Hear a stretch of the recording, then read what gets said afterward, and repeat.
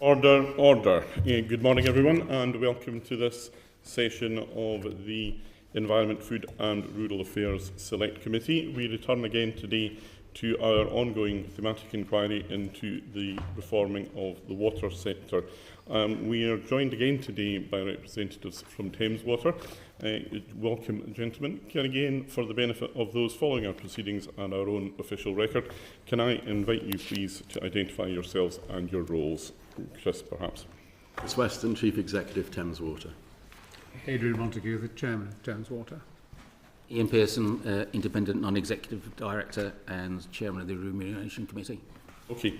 Well, good morning, gentlemen, and welcome to the committee. It's not that long, of course, since we had Chris and Sir Adrian with us previously. I thought perhaps just before we come to the detailed questioning, it might be helpful for everyone just to understand the purpose of what is a quite extraordinary session. We have taken evidence from no fewer than 10 water companies.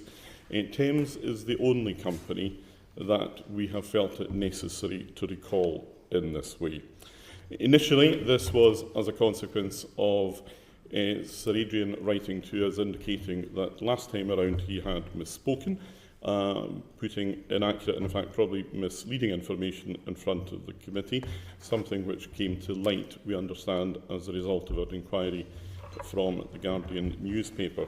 Since then, though, you have provided significant amounts of information which, candidly, I'm inclined to think we could have had earlier if there was a proper commitment to transparency from the company. We have requested board minutes regarding the KKR bid, which we still not received. There now appears to be a bit of dubiety around the actual figure spent on legal fees. It took us until 5:20 p.m. yesterday to receive from you a list of, as you term them, senior creditors. We note, and we may turn to this this morning and as far as we are able to, that you filed your report today with Ofwat. This is the last possible day for that to be done. Candidly, it feels to me, and I know that some of my colleagues share this view, that there's been quite a bit of game playing going on here. And I have to say, just looking at the whole evidence that we now have available to us, it's certainly not clear to me just in whose interests you are all working.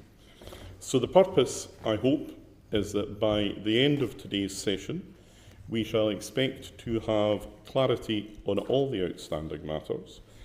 If we do not have that clarity, then we reserve the right to return to it. As I have explained to you previously, as a committee of the House of Commons, we have formal powers which we have not yet invoked, but we may do so if that is necessary. So, Chris, let me ask you, first of all, as the Chief Executive, the culture of the company comes right from the top. It does. Why is transparency so difficult for Thames Water? Could I just interject, sir? Please do. I'm making an apology. It's rare, as you said yourself, for water companies, for any company to be recalled to the committee. We regret that we have made that necessary. We have tried to be as forthcoming as we can with our disclosures.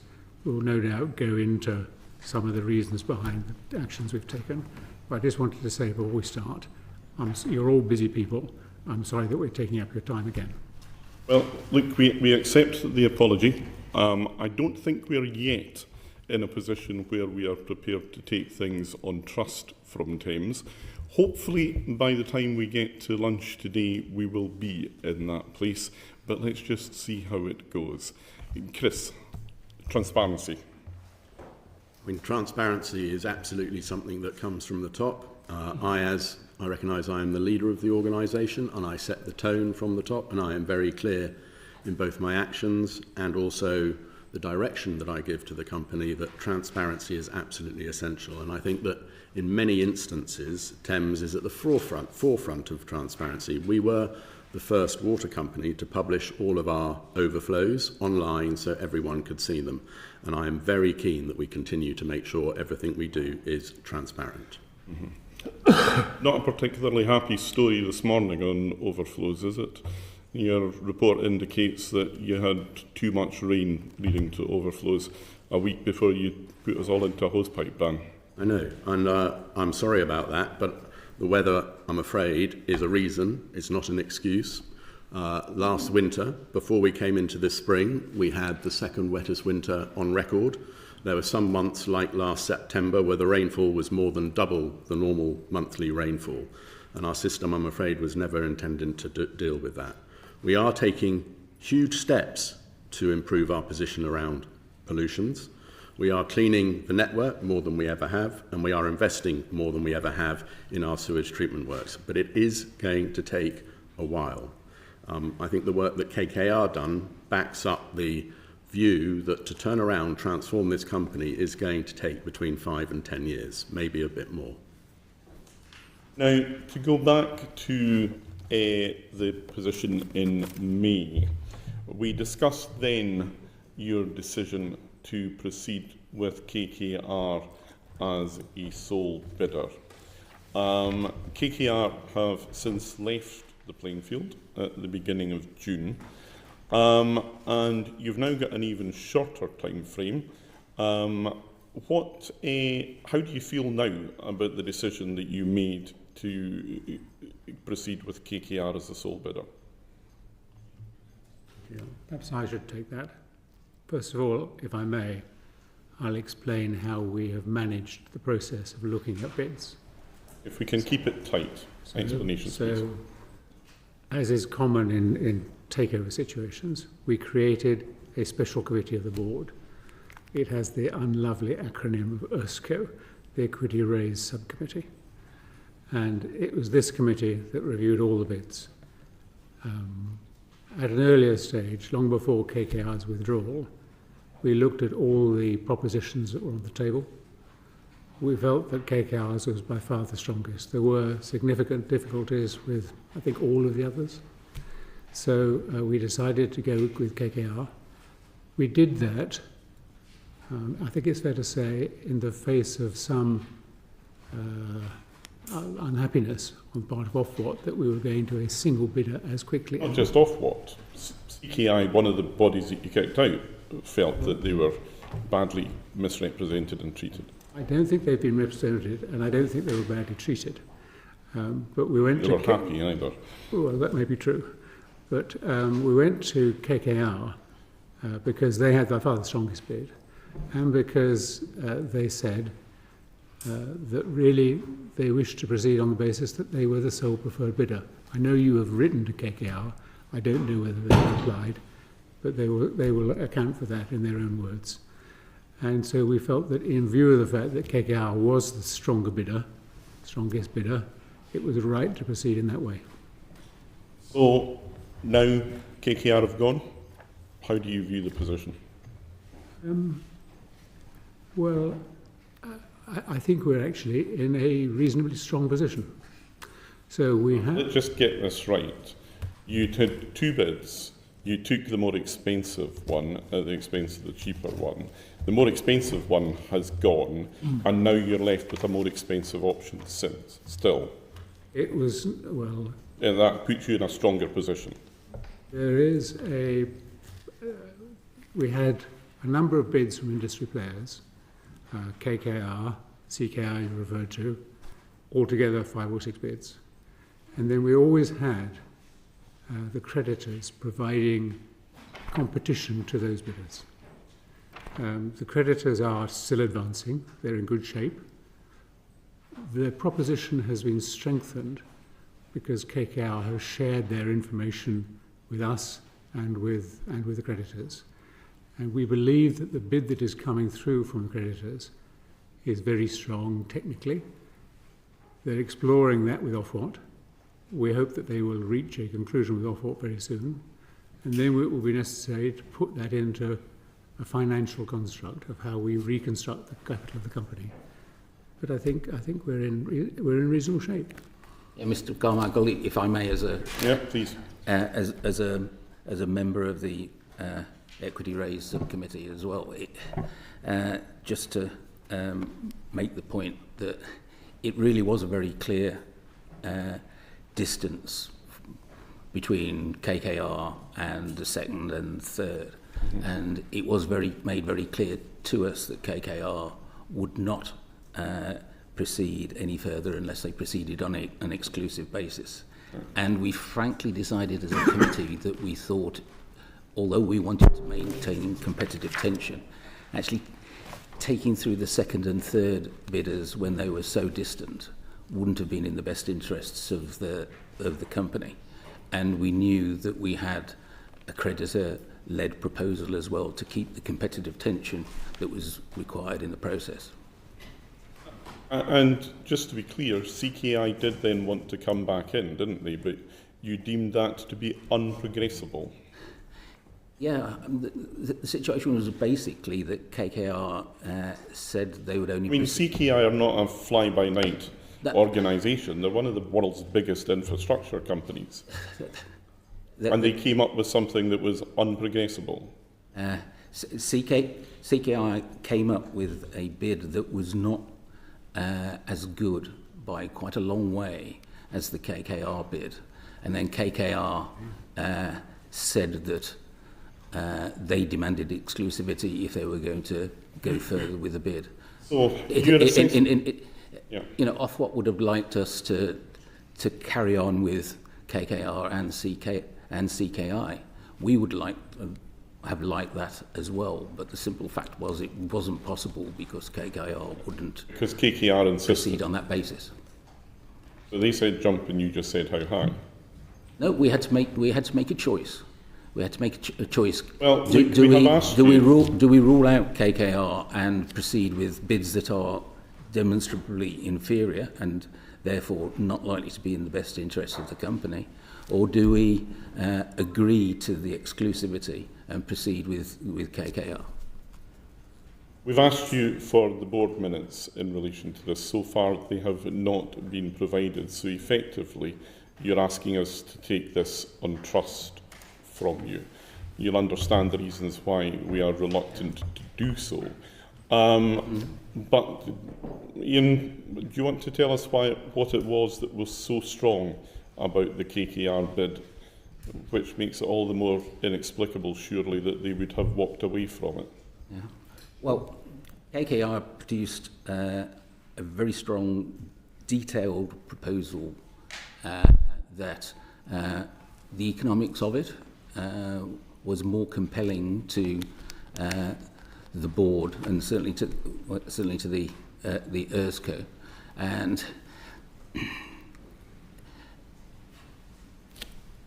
in the fullness of time, when we're not in the middle of a live transaction, I'm sure that we'd be very happy to provide further information. But when you just looked at the detail of the proposals that were produced by the bidders, there was very clearly only one winner here, and KKR was...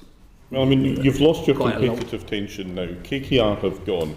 The preferred creditors, the Class A bondholders, are the only show in town now. They know everything. Everybody else knows anything. Where's the problem with releasing the information? Who loses? Can I try to explain? There are, I think, essentially... And perhaps, Adrian, you might come back to the question I put to Mr. Pearson, which was what was so strong about the KKR bid? Yes. Because so far we've got it looked good and it was detailed. No, I think it was better than that. So, give me more. As is usual in these circumstances, when you appoint a preferred bidder, there follows a period of due diligence, which allows the bidder to make more concrete his propositions and produce a final offer. There were 10 weeks of due diligence. KKR deployed an extraordinary number of resources, and there were times where we had more than 100 people in our data room. So they learned everything there was to learn about the business. And they produced a plan which, in words of one of our commentators, was world-class. They understood the problems of the company and what needed to be done to resolve them. That's why their bid was exceptional. And when they withdrew, They confirmed to us, they didn't give us many reasons, they confirmed to us that they saw no financial or operational reason why they should not have been able to continue. I think you have asked them yourselves, according to the letter that you published, to give their own account of their reasons for withdrawing, and I wouldn't want to sort of take words out of their mouth.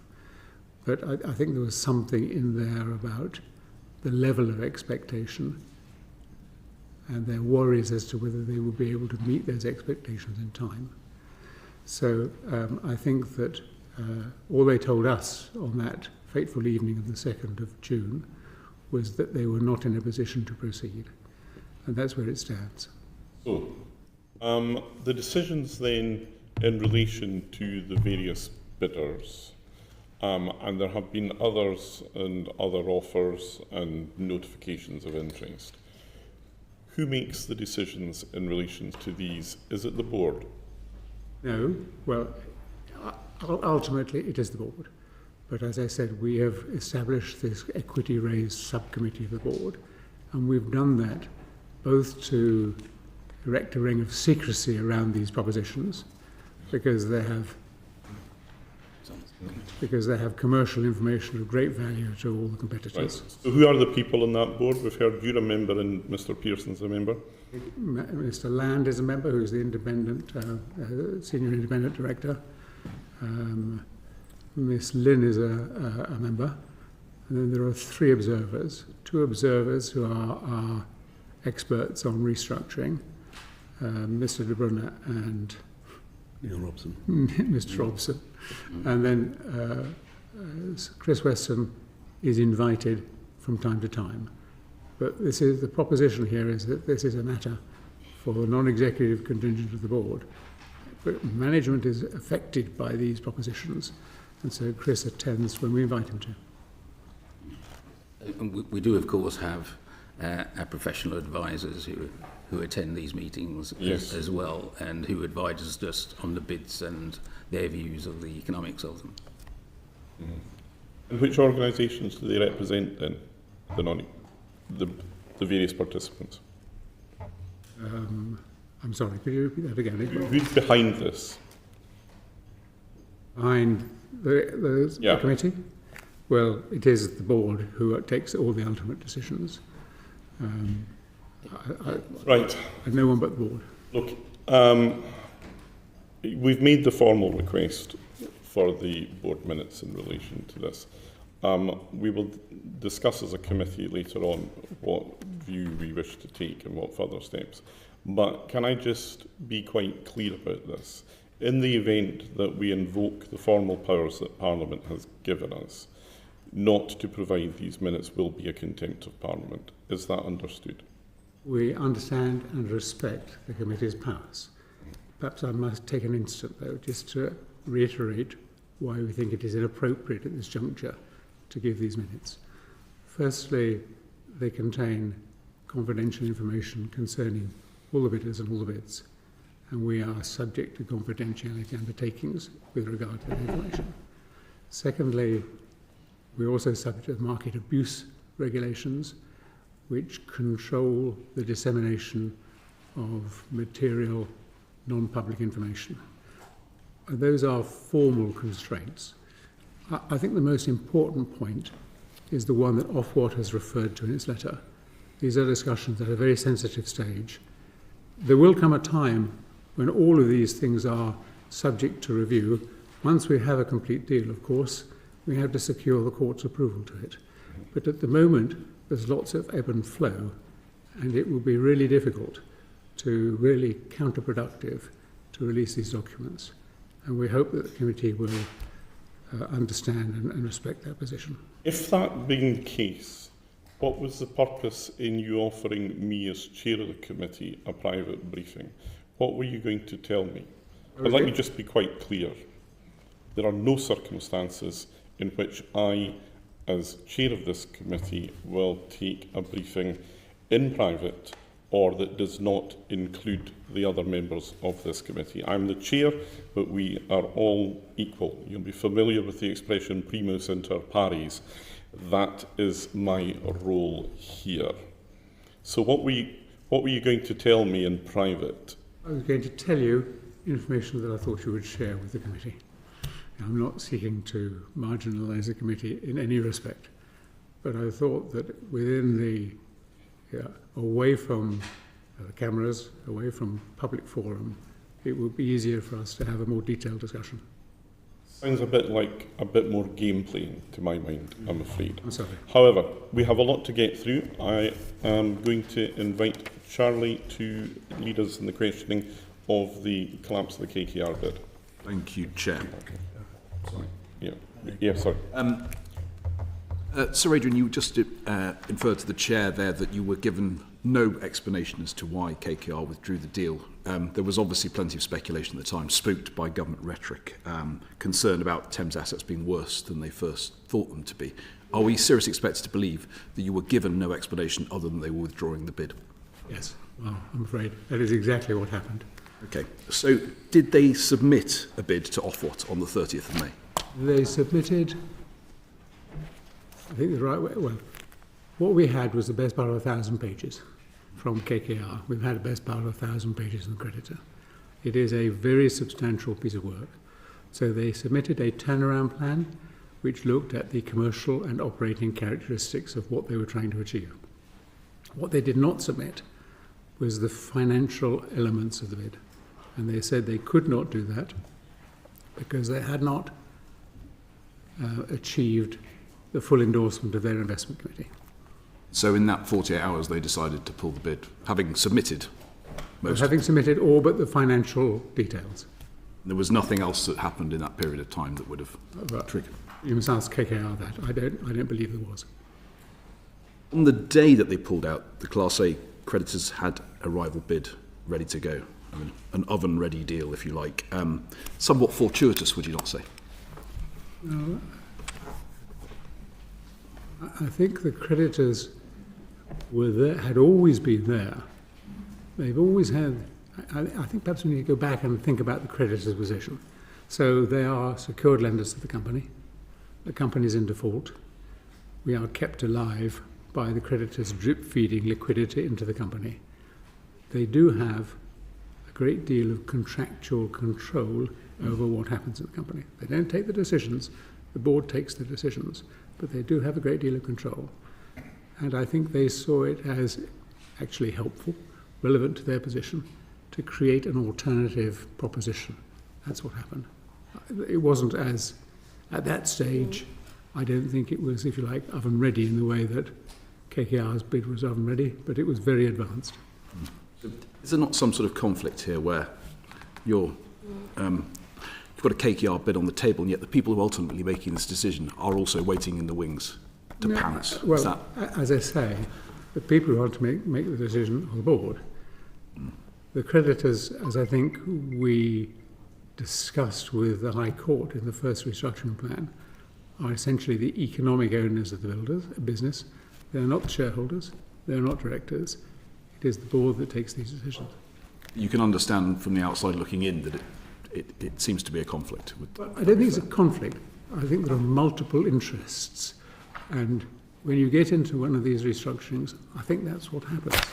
Because the creditors are sort of in transit. You know, they know that when it comes to the restructuring plan, there are going to be huge write-offs. I mean, I think that they have quoted a figure of 10 billion or so. And that's an enormous loss for institutions that represent savers. So we mustn't forget that all of this money is actually savers' money. It's a desperate situation for the savers. And yet, they're also going to be the people who emerge as the future owners of the company. So there is a transition, if you like. I think a transition is a better word than a conflict. I don't know whether, Mr. Weston, do you have a view on this as Chief Executive? On the creditors? Yeah. So they started work quite a long time ago. They've supported the company for the last year or so. They've been providing financing to the company, which has allowed us to carry on investing to meet our legal, environmental and regulatory obligations. They have pulled together a comprehensive plan, as Sir Adrian has said, and they have shown, they have demonstrated their support for the company and their understanding for the company, and put forward a detailed proposal both to the company and to Ofwat. So I'm entirely comfortable with the operational plan that I am seeing from them. It makes an awful lot of sense, and it addresses what needs to be addressed in Thames to turn the company around. Let them make progress. Okay. Henry or Corinne? Can I just come back to this point about the minutes in terms of releasing them to the committee?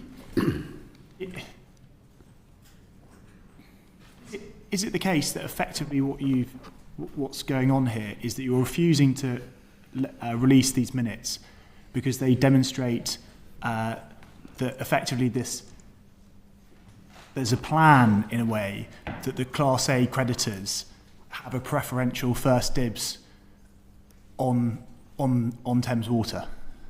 I don't think that's the case at all. And the way that you've set up this bidding process means that effectively they get preferential treatment. Well, if we look at can I tell you the history of this bidding process? Because I think this is quite important in terms of context. So it started last summer. Rothschilds on our behalf talked to more than 50 institutions around the world because they thought this is an unusual opportunity for brave bidders. You have to be a brave bidder to come to Thames, but it's an unusual opportunity. In February, in December we had 5 responses. In February we had a 6th. And that was the limit of the responses we had from the market. But all of those responses have been taken forward. They've all been adjudicated, and we came out concluding that KKR was the best. Now, KKR was also accepted and acceptable to the creditors. So had KKR taken this all the way, we would have found ourselves with KKR as a major shareholder and the creditors as a result of a debt for equity swap. Why are you not being transparent about that process? That's the key thing here, isn't it? Because ultimately, we're sitting here, we're responsible for taxpayers' money, we're responsible for customers in respect of Thames Water. That's who we sit here in terms of representing our constituents. I think the onus is effectively that your buck stops with the creditors. Effectively, the argument is you've created this situation whereby the creditors win at any price, and you're not willing to share any documentation as to the nature of the process that you've gone into in respect to the KKR bid that has collapsed. We would say that our responsibilities are first and foremost to the customers and to the environment. Creditors are obviously in that rank of people for whom we have responsibility, but we're also trying to save this company from starve. We may come back to special administration in due course. But I joined this company 2 years ago in the wake of the resignation of the chairman and chief executive. We had a crisis. We have been living in crisis mode ever since. But we are trying to refinance this company and preserve it from special administration, which would be very bad for everybody. We'll perhaps come back to that. Can I just add, so part of what we have to do to turn the company around and transform it is to restructure the balance sheet and reduce the gearing and the level of debt that is carried by the company. And there is a formal process that we are following. We've had one restructuring plan, which is overseen by the courts, and we will need to have another restructuring plan overseen by the courts to restructure the balance sheet. But to do that, you need 75% of the creditors to agree to that restructuring. So they have to have a role in what we are doing to turn around the whole company and get it back onto a firmer financial foundation so we can then go on and turn around the operations. Helena. Thank you, Chair. I just want to come back to the collapse of the KKR bid. So, Adrian, what day did you become aware that they were pulling out? In the late afternoon of the 29th of June. Friday? Thursday evening. Thursday evening. And was that a phone call? I had a phone call from Rothschilds. You had a phone call from who, sorry? Rothschilds, our financial advisors. And how did you feel at that moment? Because these are bidders that you've moved heaven and earth to pave the way for. You've let them proceed on an exclusive basis. You've found yourself in an extremely uncomfortable position in front of this select committee. How did you feel when they pulled out? It was clearly a great disappointment. But, I mean, these things happen in life because no bid is sure until you've signed on the dotted line. And, you know, this is a situation which has enormous challenges. You feel no angst towards them? Of course not. what do you judge of their assessment? Their official reasoning that they've given us is that they were worried about the political landscape in which they were entering in terms of Thames Water. But nothing has really changed in the political landscape between the general election last July and them pulling out. The Water Special Measures Bill is already on the statute books. The government made clear commitments in their manifesto. It doesn't really stack up, does it? I think you have to ask KKR these questions, not me. I can tell you that all we were told on that evening of the 29th of May was that KKR had not been able to achieve the approval of their investment committee, and therefore they were unable to proceed. That is what they told us. They didn't provide any more colour. They've not provided to us any more colour. I think you may have been provided with more colour than we've had, but I don't know that for certain. Ian, can I just check I heard you correctly there? Did you say our responsibilities to the environment? Well, I ask because one of the companies listed in the letter that you sent us yesterday at 5:20 p.m. is Elliott's. Now, these are the people who bought over BP and made them move out of renewables. Are you optimistic that they're going to treat Thames differently? well, I Is it think going to be good for the environment? a huge difference between what they did in relation to BP, where I'm unaware of the circumstances. Have you explored this with Elliott? No. But where I'm unaware of the circumstances. And if you look at Thames, we have defined environmental obligations. We are struggling to fulfil them. One of the purposes of the turnaround plan is to put us in a better shape to fulfil And those it's obligations. widely reported that the Class A creditors, senior creditors, will expect to be released from fines and environmental obligations if they're successful. That is what has been reported. I believe that the discussions that they are having with Ofwat, which we are party to but not an integral part of, are aimed to try to identify how we can reprofile our expenditure in order to move back to compliance as quickly as possible. I'm going to bring in two colleagues in a second, but one final question. Ultimate controller. It's a term of art used by Ofwat. Who is the ultimate controller of Thames Water today? Ultimate controller, bizarrely, is still the original shareholders, Who are no longer part of the picture. who are not taking any active part, but they still own the shares in Kemble. And those shares are now under the management of Kemble's You lenders. have no ultimate controller. We have an ultimate controller, but he's not very active. I mean, you know, there is an They ultimate don't controller. exist anymore. It's not very active. I can do the whole Monty Python dead parrot sketch for you if you want, but that is a controller that has ceased to be. Accept that. I mean, we have no day-to-day contact with them. We have intermittent contact with them, but no day-to-day contact. Okay, I've got Andrew and Sarah wanting to come in, and then we should move on. Yeah, I just wanted to follow up on Helena's point about this Sarah. now infamous telephone call. So you received this call, you put it down, your answer seems to be that you felt no emotion, no rancour. You simply put the phone down as though someone was telling you they're coming to clean your windows at 10 o'clock as opposed to 9 o'clock. It was a simple oops moment in life. Are you seriously expecting us to believe that as a board, you've had no conversation about what KKR's reasons will be? Now, you can keep telling us we should ask KKR, we can ask that, but you are the senior leadership of a major organisation which, in your own words, is in crisis. Are you seriously telling us you've had no conversation and have done no impact assessment or assessment from your own viewpoint? So my question is, in your words, what do you think went wrong? I think they failed to get their investment committee approval because they were concerned that public expectation of what they would achieve would not be matched by what was possible in a reasonable time frame. So they withdrew. I mean, there have been press speculation that attributes different reasons to that. I know nothing about that. I have not had that direct conversation with KKR. I did have that telephone call on the Thursday evening, and it's a disappointment. I've had a long professional career. I've had lots of disappointments in that career. You don't get emotional about it. Mm-hmm. You try to take it as a fact. I took it as a fact. And it didn't make any difference to the day-to-day running of the company. People were still focused on their day-to-day job, which is absolutely what I wanted.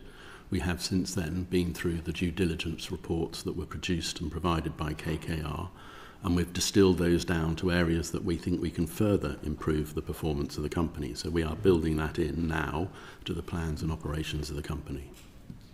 Do you think the public might just find the responses here just quite strange? It's whenever we discuss bonuses, whenever we discuss decisions the public may find strange or customers may find strange, you all turn into Sir Humphrey and give us the best, like as though you're passengers in this whole decision-making process.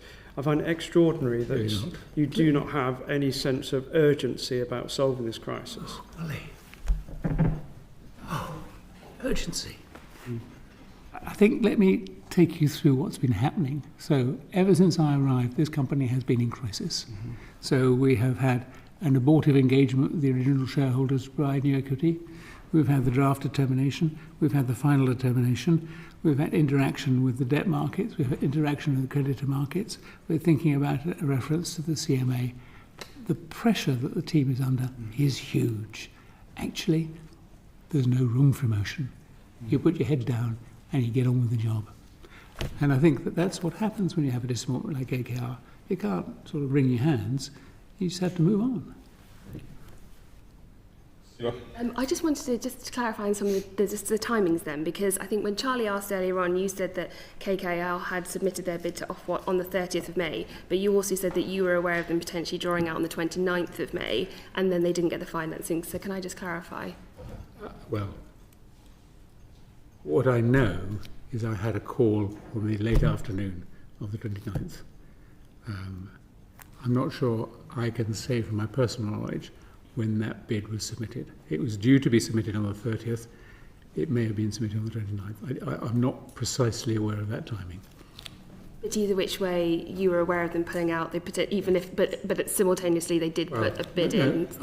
I was aware. I was aware that they had not been able to get their final investment committee sign-off. Mm-hmm. There was lots, I think, of interaction over the weekend to try to persuade them to continue, right. And they finally withdrew late on Monday evening. Okay. And I just want to just very quickly on that point, because obviously as part of the due diligence, KKR would have been asking Thames Water a lot of questions, so they would have been seeking that comfort, so clearly you couldn't give them the comfort to be able to get that financial investment sign-off, because obviously I understand the banks, but sort of, Chris, I know you said we're working on this now, but sort of what more can you give them? I wonder if Chris can describe the interactions we had with KKR leading up to their final decisions, because they were intense and long-lasting.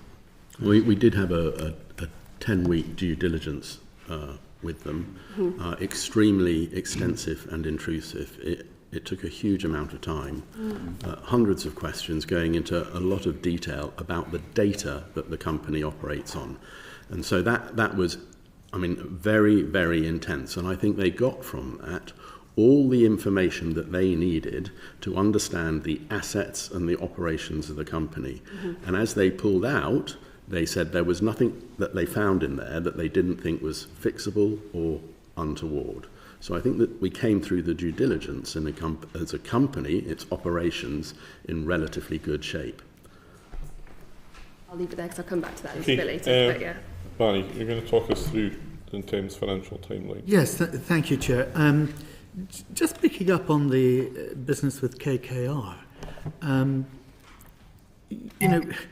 the fact that you were surprised on the 29th of May, does that not indicate that you did not sufficiently question the level of approval that KKR had received from its investment committee, the fact that they were able to pull out at supposedly the last minute? I think was that not a fault on your part? No, I don't believe so. The usual process that investors like KKR follow is they have a preliminary investment approval that allows them to engage conduct this due diligence process and produce the very detailed pack they would need to secure their final approval. I think this final approval was shared between the Europe and the United States, so it was a complicated process for them. But we have provided all the information they needed. We had been told, as Chris says, that there was no operational or financial reason why they could not pursue this. So, but they didn't, and that means that their investment committee refused to sign it off for another reason. We're told because of the politics surrounding this and presumably the fact that the week before the fines had been announced and the glare of publicity. But that does rather suggest that you had not dug sufficiently into the approvals that they had received from the investment committee. But let me go on. Look, you released your financial results to March 25 today. You have a pre-tax loss of 1.776 billion. The liquidity is precarious, with 0.2 billion of cash and the 1.5 billion senior loan facility undrawn at March. But that requires credit waivers because of the court sanction and the appeal. So your liquidity is really pretty precarious. How's that compromising your ability to operate at an environmentally sensitive and acceptable level? What percentage of the investment required by Ofwat under PR24 have you actually managed to deliver, Mr. Weston? It's not compromising our ability to invest in our assets on a day-to-day basis. It's not compromising our ability to plan and start projects that we have to deliver over the next 5 years. What percentage of investment required by Ofwat have you so far managed to deliver? It'll be a very small percentage. I don't know the exact number. We have invested probably 300 or 400 million pounds so far this year, maybe a bit more, out of what needs to be invested over the next 5 years, which is about 22 billion pounds. And we are ramping up to do that, and it is quite normal at this stage in this regulatory period that the investment number and percentage will be very low. So at the moment, you're not keeping pace with PR24 and Ofwat's requirements? No, I would not agree with that. You wouldn't agree with that? Okay. Originally, you said you were targeting the new equity investment injection to be delivered immediately after the announcement of the final determination of PR24. Then it was after the court hearing on the restructuring plan. Then it was at the end of June. Now, here we are in July. There's still no sign of a viable investment plan at all this time. It's the customers that are suffering a failing service. So why have you got it so wrong for so long? I don't know that we have got it wrong. The company continues... Well, you made statements to this committee and publicly that these would be the points at which you had the investment plan come into effect. All of them so far have seemed to be wrong because it hasn't come into effect. You're now extending it to the end of the year, saying that it might be in place by that period. So what you've said so far has been wrong.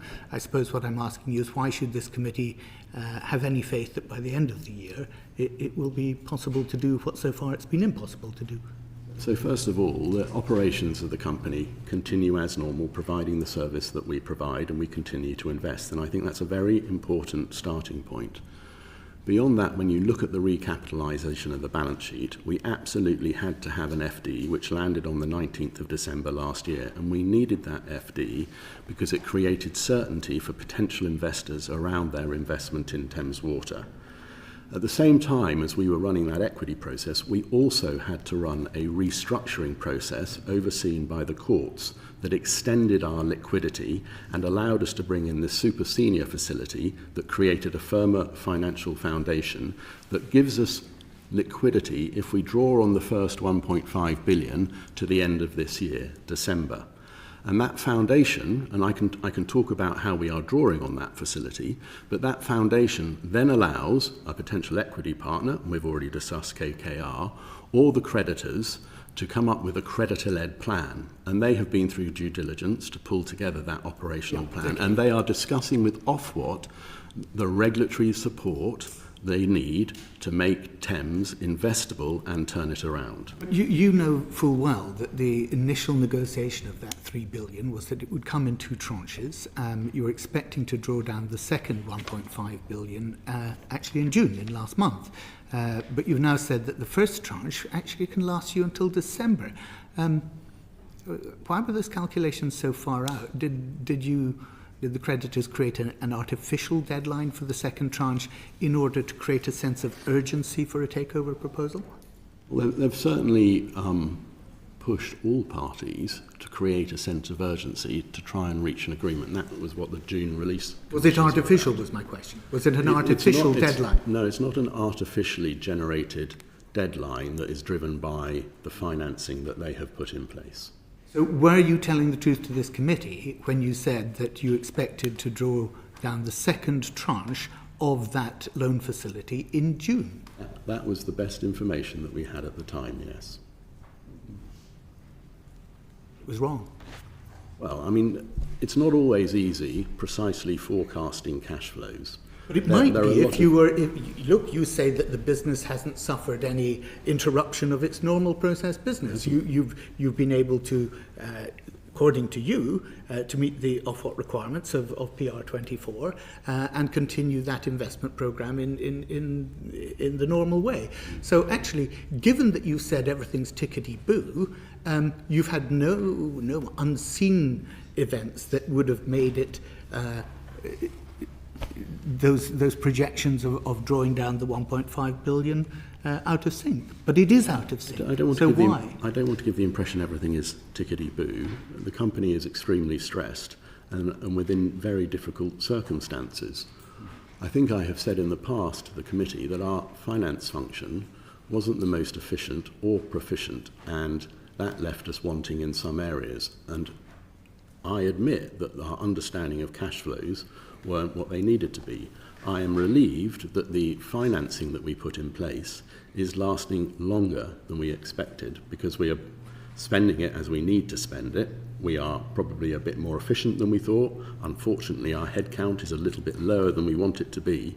But all of that leads to the uncertainty of the reality of running a company and predicting what cash flows look like. Adrian, the fact is, you're no longer in control of the process, are you? You've ceded that control to your super senior creditors. The equity injection is now in the hands of the bondholders. So let's examine those bondholders. What experience do they have of turning around the performance of a utility company? I mean, you're a year behind on AMP7. You're incurring penalties, presumably, on AMP8. Your lead investor appears to be Silver Point, a short-term debt investor who's trying to salvage their decision to buy Thames bonds, but has no operational management expertise and no commitment to stay for however long it takes to turn the company around. We are going to come to some of this later, so if you could maybe just keep should we actually be talking to Tim Lavelle at Silver Point rather than you? I'm sure he'll be delighted to come and account for himself. Look, the senior creditors are over 100 in number. Many of them are household names. They're insurance companies, they're pension funds, they're banks. There are special situation investors like the ones that you just referred to. But there's a mass of creditors there who have the interest in seeing Thames Water recover and survive. Now, in order to... all of those investors, the majority of those investors are unrestricted. They can trade their bonds because they're not party to any inside information. There is a group of them who we identified in the note I sent to the chairman last night. And incidentally, I think it's worth saying, the only reason that note was late was that each of the investors had to go through a clearance procedure before it was willing to have its name advertised to the committee. That was the reason it was late. We had hoped to do it on Friday. They brought together this representative group of institutions who are the people with whom we interface in financial discussions regarding the future of the company. They are represented by advisors, and day to day we work with the advisors rather than with this group of 15 institutions. Fascinating, but not really an answer to my question. Look, KKR, you said, felt that they couldn't deliver what the public expectation was in a reasonable turnaround time. Yet KKR, you have told this committee, was a world-class bid with the expertise to do just that. And yet now you seem to be favouring a bid which is with people such as the chair has outlined and Silverpoint, who have no experience, no operational experience whatsoever, but who are known to operate in the credit markets in such a way that they buy up stock, they take a haircut, and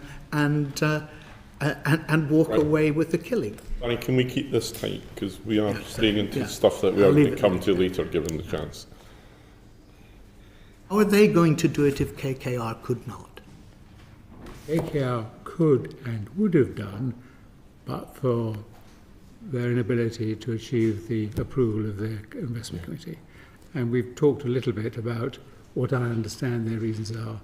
But They gave a said they reply to couldn't you deliver directly. it in a reasonable time frame, what they believed the public expectation was. So my question to you is, how is it that you believe that this group, with no operational expertise, can? Well, I think I must take issue with you on the fact that they have no operational expertise. These are, perhaps not the secondary debt traders, but you've got many very respected investors in infrastructure among these creditors. No, you can shake your head at me, Mr. Gardner, but it is nonetheless true. The creditor's estimation of a time to turn the company around is 10 to 15 years, which is much like it was for KKR. Right, I'm going to move on. Sarah. Thank you very much, Chair. So just to be clear, sort of in the vein of transparency, I just want to look again just at these other bidders' offers. So you say that obviously the proposals from CKA and Castle were not progressible, but I just want to understand what was it that wasn't progressible? Well, I think the way to answer that is just to take you through the sort of decision matrix that we have. So we're looking essentially for 5 things. We're looking for a detailed operational plan based on a thorough due diligence process. That is, they've really got to know the company, they understand the difficulties the company is going through, and they identify a way through it. Secondly, this company needs equity desperately badly, so a bidder must provide the right sort of equity. We've got a long period before all of this takes root, so we need an interim financing plan. At the moment, we're living off the super senior funding that the senior creditors put in place. Then we need an overall plan to get the company back to investment grade. At the moment, we're living on emergency facilities provided by the creditors. A long time ago, when Thames went into these difficulties, it was a highly regarded, sought-after issue of debt in capital markets. That was reflected in strong investment-grade ratings. We've lost those investment-grade ratings because of all the difficulties. We need to regain those investment-grade ratings and get back into the long-term debt markets. And then finally, we've got to have the support of the regulators and all our stakeholders. Those are the criteria that we have used to assess these bids. And so where did those mainly fail? What was the sort of those 5? Because I'm sure the regulators might have been on side. I understand the future investment. Where was the weakness on the others? Because if KKR could...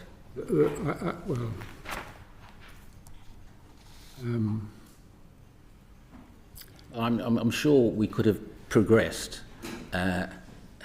CKI as a bidder, as Mr.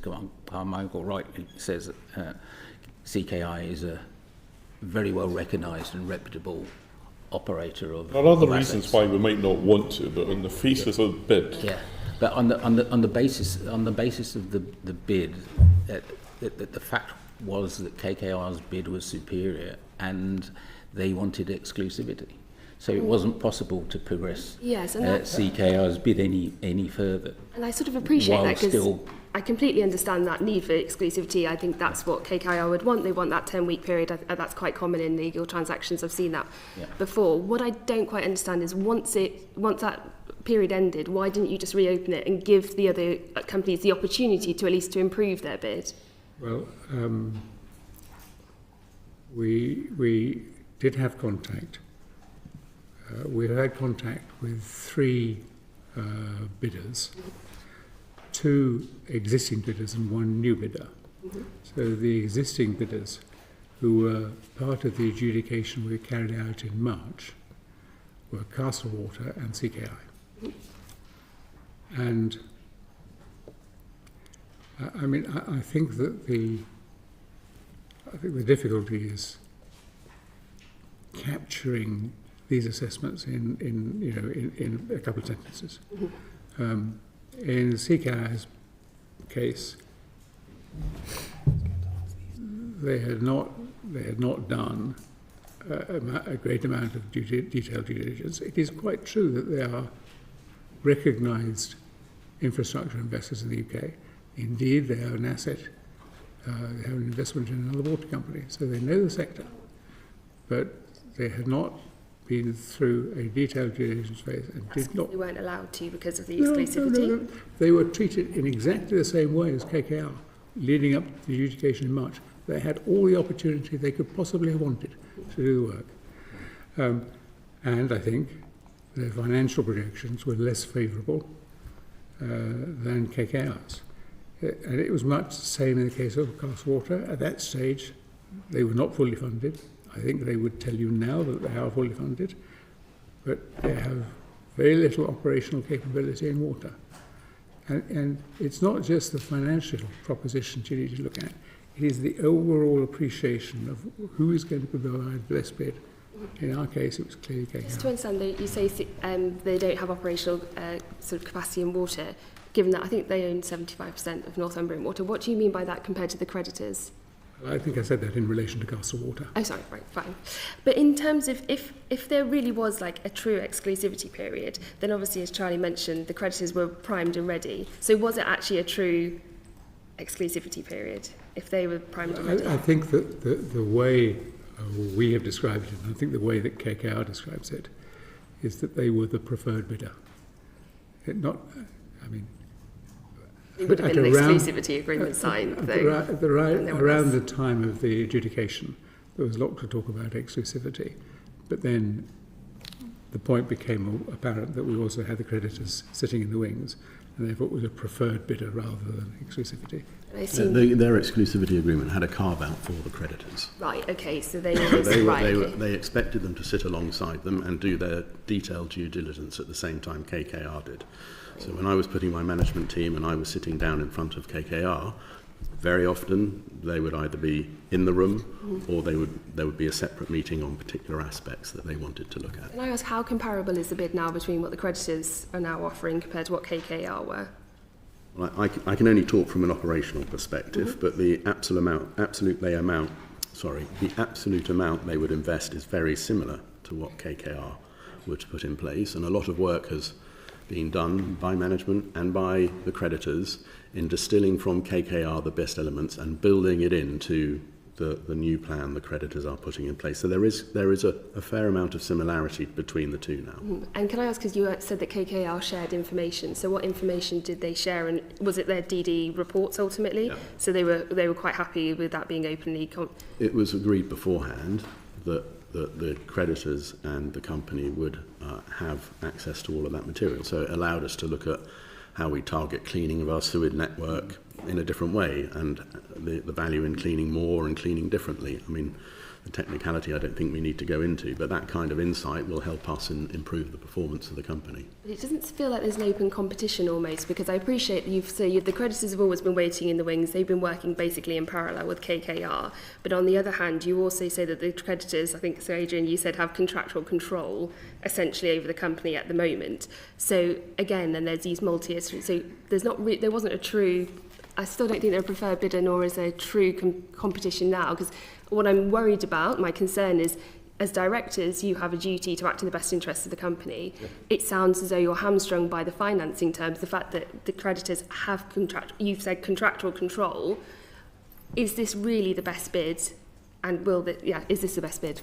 The proposal that the creditors put forward, as at the same time as KKR pulled out, was completely independent of KKR and was different from KKR's bid. Since that time, we have spent time going through the KKR bid and how it was put together, and we've taken the best bits from it to build into the creditor plan. So it was developed independently and so did provide competitive tension. It provided an alternative for the board to look at. We're into this same pattern. I mean, there's a course of conduct emerging here. You have decisions to make between various bids each time. Each time it seems that you make a decision that on the face of it is not logical, and you just tell us and expect us to accept that that was the best possible option. You won't produce the minutes for these decisions. You can see why I say it's difficult for us to be sure about whose interest you're pursuing and protecting here. Well, I very much regret that that should be the case. Can I be clear? We are enormously conscious of the gravity of the situation and the difficulty of finding a way through it. I mean, this has been an extraordinary period, and we are constantly considering what is the best interest of the company. And when you say the company here, it's a collection of interests.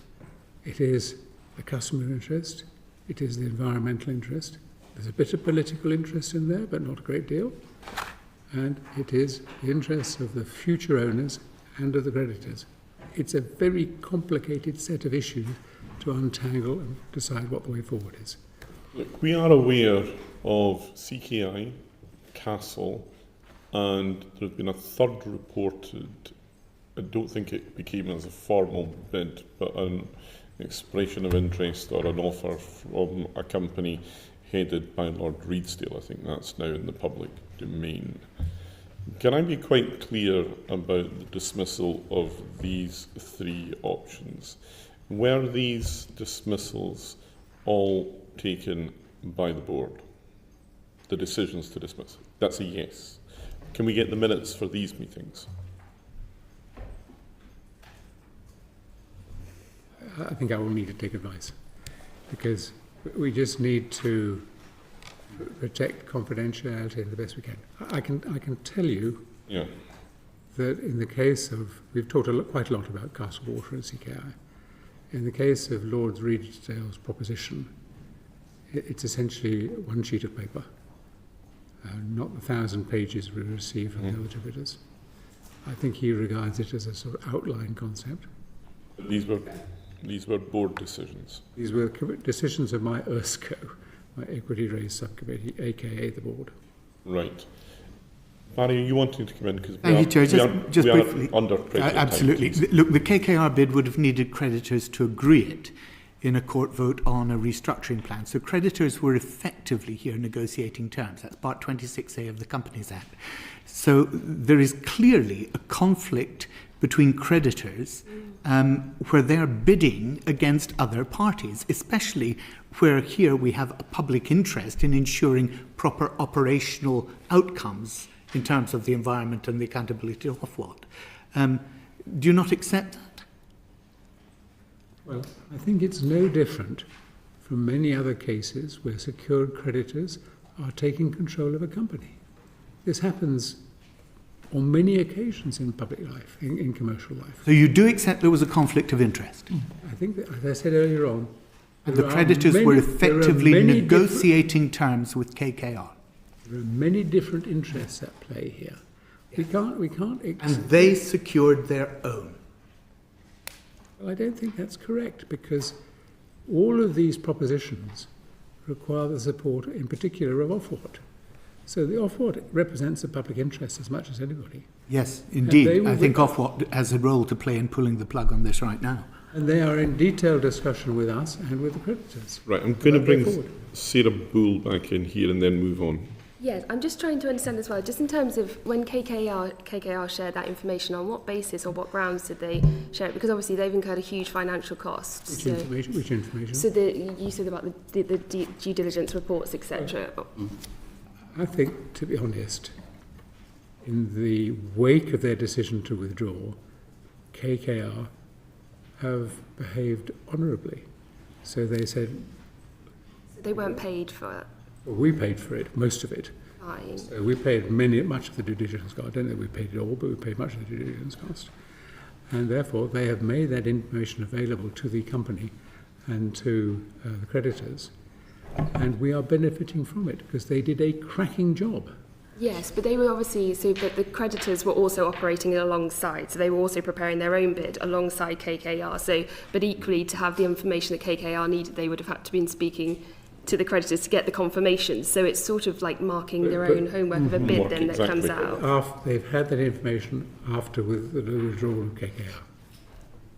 But also to get the information KKR, because of the loan structure and the funding, then actually the creditors are giving that information. So is there any chance that actually, well, I don't know, there could be questions raised about whether the comfort that KKR, they couldn't get that because the creditors wanted the bid ultimately. I have heard no word of protest, no word of reservation from KKR. They were quite clear in saying to us they saw no financial or operational reason why their investment should not proceed. I find this very difficult because it's incredibly serious to get to this stage after 10 weeks I and agree. then not be able to get your finances over the board. That's very unusual Their at this investment stage. committee. Well, investment committee, but that's serious. I agree. And I don't I think that's just politics alone, if I'm being honest. I agree. It was a great shock and a great disappointment. I mean, I think it was a great you've been in the city for a long time. Have you ever seen corporate governance like this? I don't think there's been another situation like Thames ever. Well, Ian, you wanted to come in? I was simply going to make the point that Mr. Carmichael, that I think there are a lot of people at KKR who were heavily involved with the bid over a number of weeks, who are deeply committed to it, and were very disappointed as well when their investment committee decided that it didn't want to support making a... So not angry, just a bit disappointed. Sarah, we'll move on. Thank you, Chair. If I could just take you back to the loan, 3 billion loan, obviously being split into two tranches. If you complete the equity raise process without requiring the full £3 billion pound loan, what obligations do you have on the remaining undertaken balance of that loan? Well, the first 1.5 billion is committed, the second 1.5 is not committed. So the terms of the first 1.5 have been agreed, but as you go through the equity process, and there is likely to be a debt for equity swap, where the creditors will take the equity, they'll also look at refinancing the debt stack, including the super senior facility. So are you obliged to draw down the balance? No. Okay. So did you borrow too much? I mean, that's quite a difficult question to answer. No, we didn't. We negotiated an amount in two tranches. In fact, the second 1.5 billion splits into two tranches as well, of 750 each. We negotiated an amount that we thought gave us a stable foundation from which to complete the equity raise, and also to reach agreement with Ofwat over the regulatory conditions that would apply to us. The second tranche of 1.5 billion was there in case we went to the CMA and needed it, but the terms around it have yet to be agreed. Okay, so it's accruing interest for its creditors. The first 1.5 billion is, the second isn't. Okay, so who's paying for that? That's paid for by that facility. Okay, so customers won't be paying for that. What do you mean that's paid for by that facility? What is the structure of the facility includes funding that allows you to pay for the interest and the consent fees and everything that goes with it. It's not paid for by customers. Can I just drill down into that a little bit more? Can you just explain that to the committee, please? Can I get a mortgage in these terms? Yeah. Again? Can I get a mortgage in these terms? It pays itself. I mean, it's a very complicated financial transaction. We have advisors who have more detail than I will have, but the consent fees, so fees are paid to the participants who are lending, who might underwrite that amount for the interest that is paid. All of that amount will be built into the facility itself, the debt itself, and it is paid out of the facility to pay those consent fees. At no stage would this be filtered down to your customers? Can I try it another way? I think it might be a good idea to try another way. So we get money from customers. 100% of that, without any condition or reservation, is applied to the operations of the company. But the money that we get from customers is not enough to meet all our investment requirements. We draw the balance from debt facilities, in good times from capital markets, in bad times from the superseding facility. The superseding facility has an interest cost to it. We've got to pay that interest cost. The only way we can pay it is by drawing more amounts under the facility. Mm-hmm. Okay. So, but you've drawn down a full £3 billion loan. You haven't drawn down. You've drawn down half of that. We've drawn down half of the first 1.5 billion. Yeah. In fact, it's not quite half yet because we've just had a third consent that will allow us to draw a bit more down that will see us through until about September. Okay, thank you for that. I just now want to kind of go back into the creditors. We've already had Barry has already gone into a little bit of detail on that. But you've got your creditors now. We've got the list. That was given to us at 5 o'clock yesterday. Just to be absolute clarity, why was that only given to us at 5 o'clock yesterday? Because each of the members of that committee, each of the 15 names that you've got there, needed to go through their own internal compliance processes in order to have consent to release their name to the committee. You may think it was quite long-winded. I wouldn't want to comment on that. We had hoped to do it on Friday. It didn't come through till yesterday. So explain why that was. Why that process is necessary. Well, I think each of the institutions has their own rules regarding the extent to which they appear on public record, and they just wanted to be sure they had to go through their processes internally. Okay. You've also stated that the creditors have a strong track record of helping complex businesses grow through committed capital and long-term stewardship. Can you just explain a little bit more about what that record actually is, and can you share some of the examples of companies that they've helped grow? No, not off the top of my head, I can't. I mean, I'm very happy to write to you on that. It's really a question for the creditors rather than me, but I'll do my best to answer it. And thank you. Can you just explain the due diligence that you've done in regard to these creditors?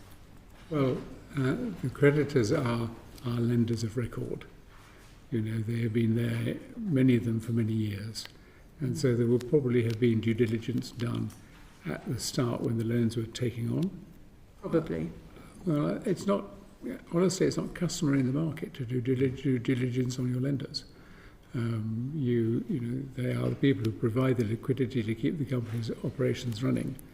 And in good times, that's regarded as the right approach. I mean, you do have checks on bona fides, but you don't necessarily look at their record in terms of how they will behave if the loan went bad.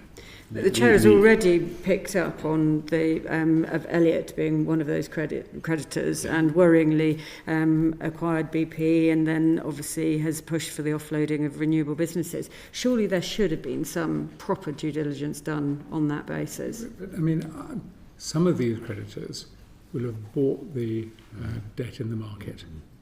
That is not a transaction that involves the company at all. I don't know what the position is as regards Elliott.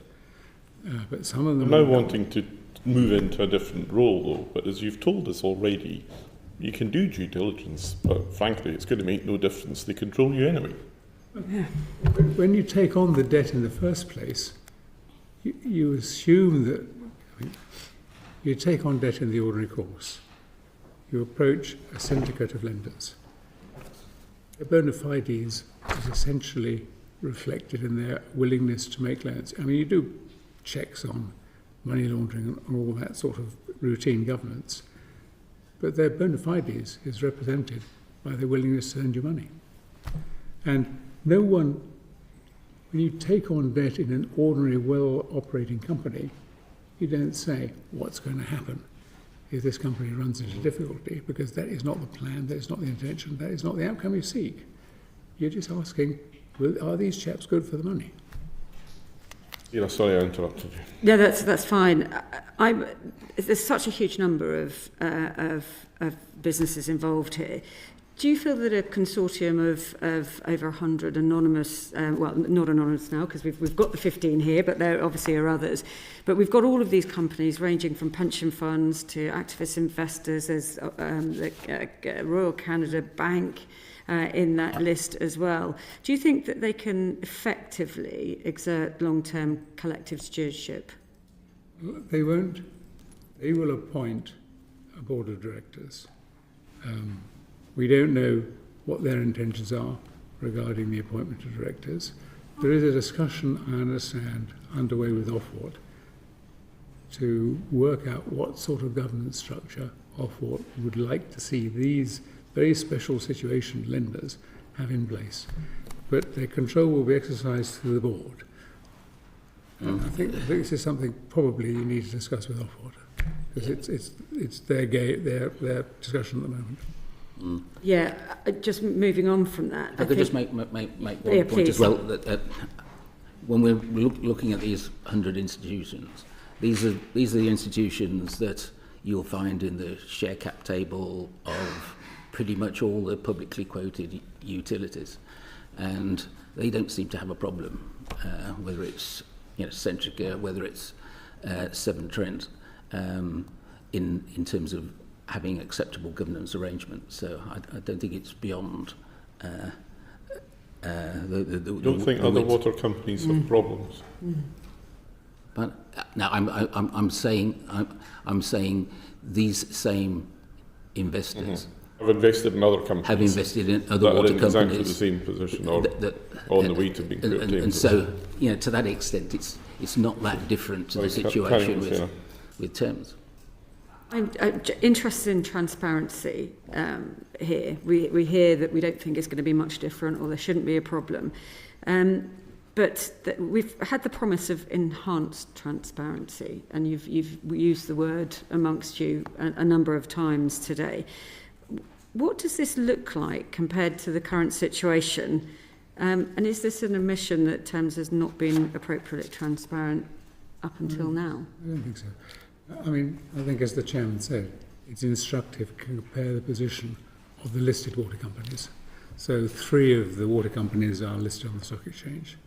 They probably have hundreds of thousands of individual investors. You don't know much about any one or more of those individual investors. The large holders have to declare their holdings. I can't now remember it's 3 or 5%, but the large holders need to declare their holdings. The others are not publicly recognised or available. That's the way the system works for the big listed companies.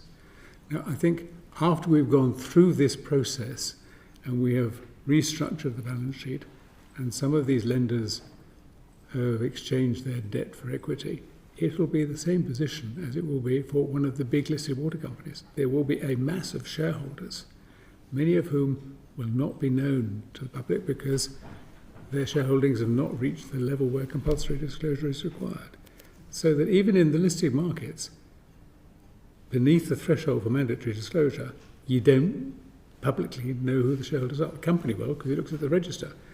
But out there, people look wide yonder, there's no real knowledge of who their shareholders are. Will you, just final point there, will you pledge to ensure that we do receive this enhanced transparency? I mean, getting this list of creditors after being pushed on that for some time is absolutely important. To be fair, the chairman wrote to me, I believe, last Tuesday or Wednesday. We jumped to it. We asked the creditors, or the committee, for their agreement to disclose their names. This is not something you do every day. We got there eventually. It's something you do every day. And so we push them gently. your pledge for better transparency going forward. We're making heavy weather here, but I'm going Thank to you. stick with this until we're through it. Jane, were you wanting to look at? You're okay. In which case, Henry, we'll move on to you and the creditors' plans. In terms of the plans, I don't think there's been a commitment in respect of dividend payments, and there's been a hint at public listing. What's the plan to get a return on investment for the creditors? I'll take this, please. Yep. So the creditors have said that they're not expecting any dividend payments while they're owning the company. Their intention, as I understand it, is to IPO the company at some point in the future, and that is where they'll make their return. Yeah. Sorry, say that last. And so the dividends that they could have taken will be reinvested back in the company to improve its performance. And then the return will be generated on their exit when they, if there's some time off in the future, when they list the company. That is the intention at the moment, as I understand it. So is there intention to inject fresh equity? Yes. Okay. And what about exchange for debt? There will be a debt for equity swap. The precise details and shape of that have yet to land because they're going through their discussions with Ofwat, and they need to understand what the regulatory conditions will be, because that will inform what the financial structure looks like. And when they get that, then we'll know exactly how much equity is going in and how much debt will be written off. The creditors did put out a press release a few weeks ago in which they said they expected to inject £3 billion of equity to secure £2 billion more of fresh lending to the company, and the total value of the package was likely to, they said 17 billion, not quite sure how they got that figure, but a large amount. And the balance between new funds injected as equity or as debt is in the write-off of some of the existing lending, because the ambition that everybody has is after the transaction has been completed, we'll reduce the gearing level in the company to under 60% or under. And that can only be done when you have new equity by reducing the amount of the debt. So the debt will be written off. That is all part of the court process that we're hoping to come to later in the year, or perhaps at the beginning of next year. I think your documents describe it as a material write-down in respect to the debt. I wonder whether it's a better or worse deal for Thames than write-downs offered by KKR or other bidders. I think we had not got to that stage. We have not got to that stage with any bidder. We didn't get to that stage with KKR. Haven't got to that stage with the creditors. We don't really know what stage you got to with KKR because you won't release the board minutes and then you won't release the minutes in respect of on the other. So there's a lack of transparency, isn't there? No, I don't think there's a lack of transparency. I think it just reflects the situation that we are in at the moment. KKR put forward, or did not put forward, a formal offer in the end, but that offer would have been caveated. They would have had to agree the financing with both the creditors, and they will have had to agree a regulatory regime that was applicable to Thames with the regulator. And once all that was in place, then you would have certainty over what the balance sheet would look like. It would involve a haircut, but we didn't get to that point in the process. So the process is now continuing with the creditors. Is it a better or worse proposal than the one offered by KKR? As I said, we can't judge the final structure of the company because KKR didn't get that far. So the Class A creditors, their bid is going to raise £2 billion more of debt. So, do you think that more debt's the solution? Bear in mind, that is new debt. The issue is what happens to the old debt. And under this court process that we're envisaging, contemplating for the end of the year, much of the old debt will be written off. So you think about the capital structure of Thames in the debt side. Right at the top, you've got the super senior advances that we're now receiving from the creditors. Then you have something called the swaps, the tranche of money that the banks have provided for swaps. Then you have the 15 billion or so of A lending. Then you've got $1 billion of B loans. The B creditors, I think, have been in contact with the committee in the past. And then underneath that, you've got some debt due to the parent company. We don't know yet how much of that debt will be written off. But if the creditors are right in saying that they are going to provide 5 billion of new money, but the value of their package is worth 17 billion, you think that they're expecting a write-off of a huge amount of the existing debt. We haven't got to that stage yet, but that's why we say there's going to be a material impairment of the existing loans. You can't give a figure as to how much debt there will be on day one. Not yet. Not yet. Oh, yeah, no. But the aspiration is to reduce our overall gearing level to beneath 60%, which is where Ofwat, I think, want to see it. So this is a huge, bitter pill for the lenders to swallow. Just you raised it yourself earlier about the subject of special administration. You're not particularly keen on it as an option. But from the point of view of the taxpayer, how much do you think it would cost? Well, I mean, I think there's a feeling in some quarters that special administration is a sort of silver bullet, wipes everything clean. And how much do you think it would cost the taxpayer? Well, I think that the estimate that Teneo, the expert retained in the first set of court proceedings, had was 3.5 billion, I believe. I think I gave a slightly larger figure in the first hearing. Can you reconcile that with the report presented by Teneo to the High Court? I think it comes from that figure comes from They conclude that it would government would recoup 100% of the funding. Government probably might well recoup 100% of the funding, because the government would come in right on top of that stack of debts. But I think the point is, if they aspire to sell Thames Water to another bidder, to a bidder they find, then we'll have to go through the same process of due diligence, same process of environmental risk assessment, same process of sorting out the creditors. So at the end of it, the government may be in a reasonable shape, but all the problems that we're dealing with now will have to be dealt with again in the context of a special administration. just on the question of loans being written off, your report this morning, a loan to your own parent company written off. Talk us through that.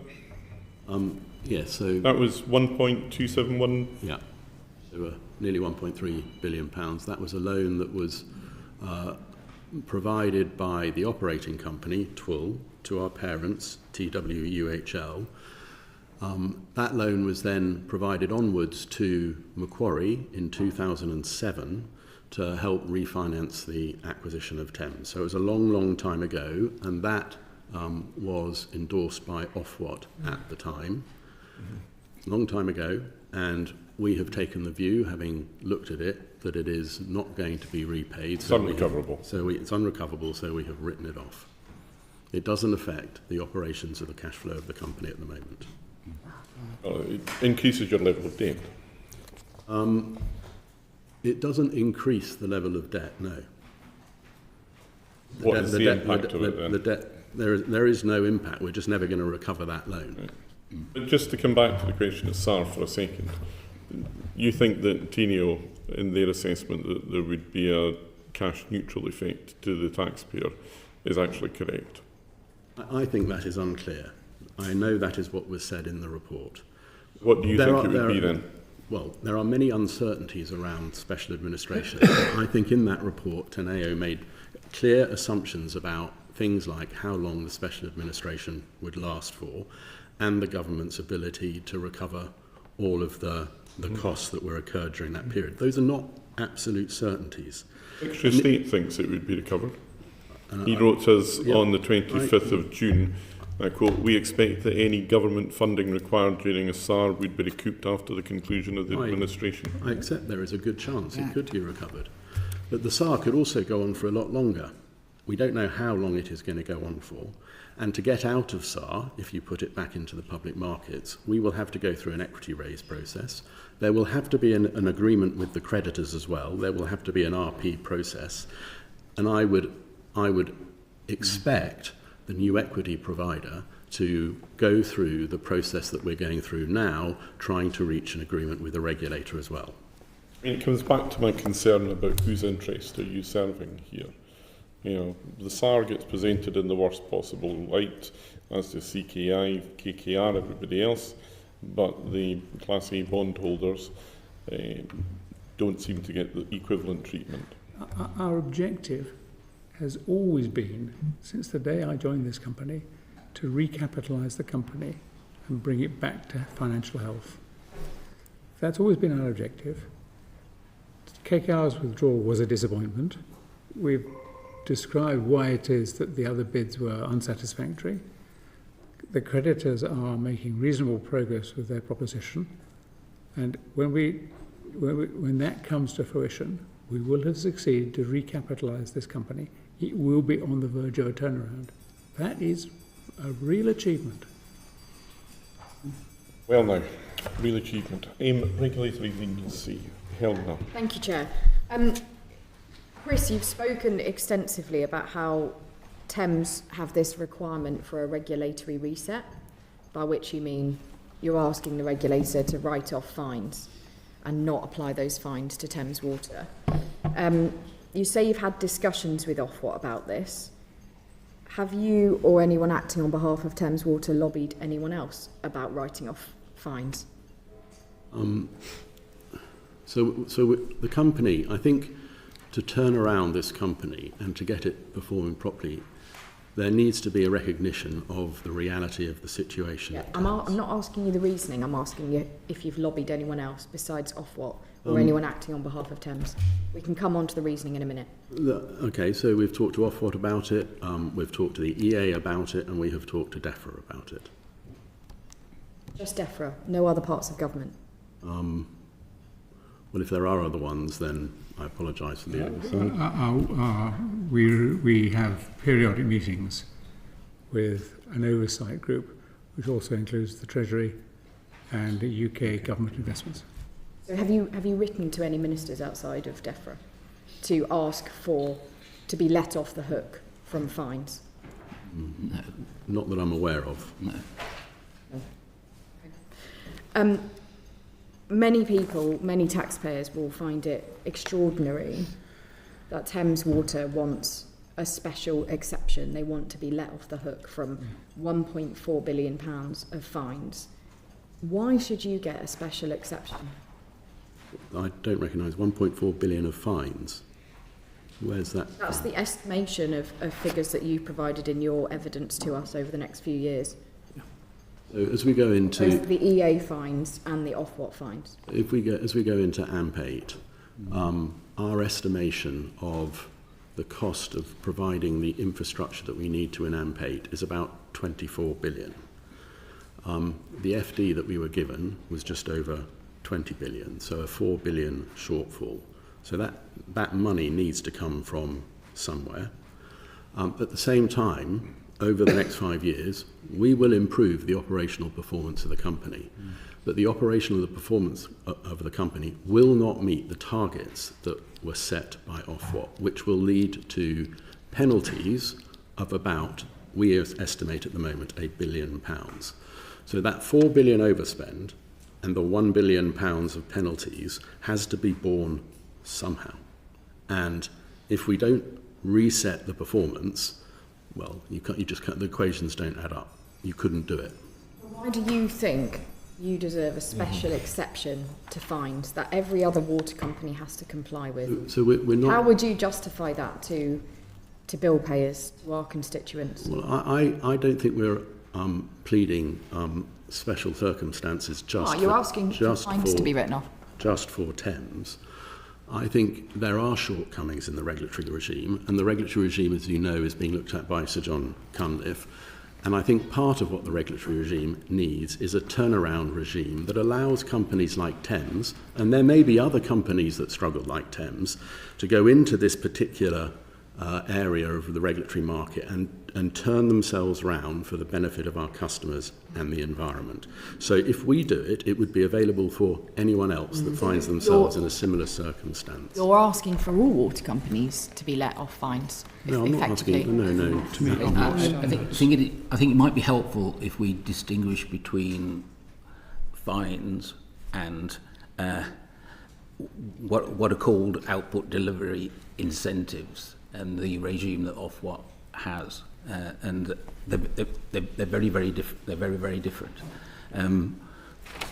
Basically, the way the economic regulatory model works with Ofwat at the moment is it sets us a number of targets, and you're only allowed to raise bills on the basis of meeting those targets. Well, let me explain how the target system works, and then hopefully that will answer your question.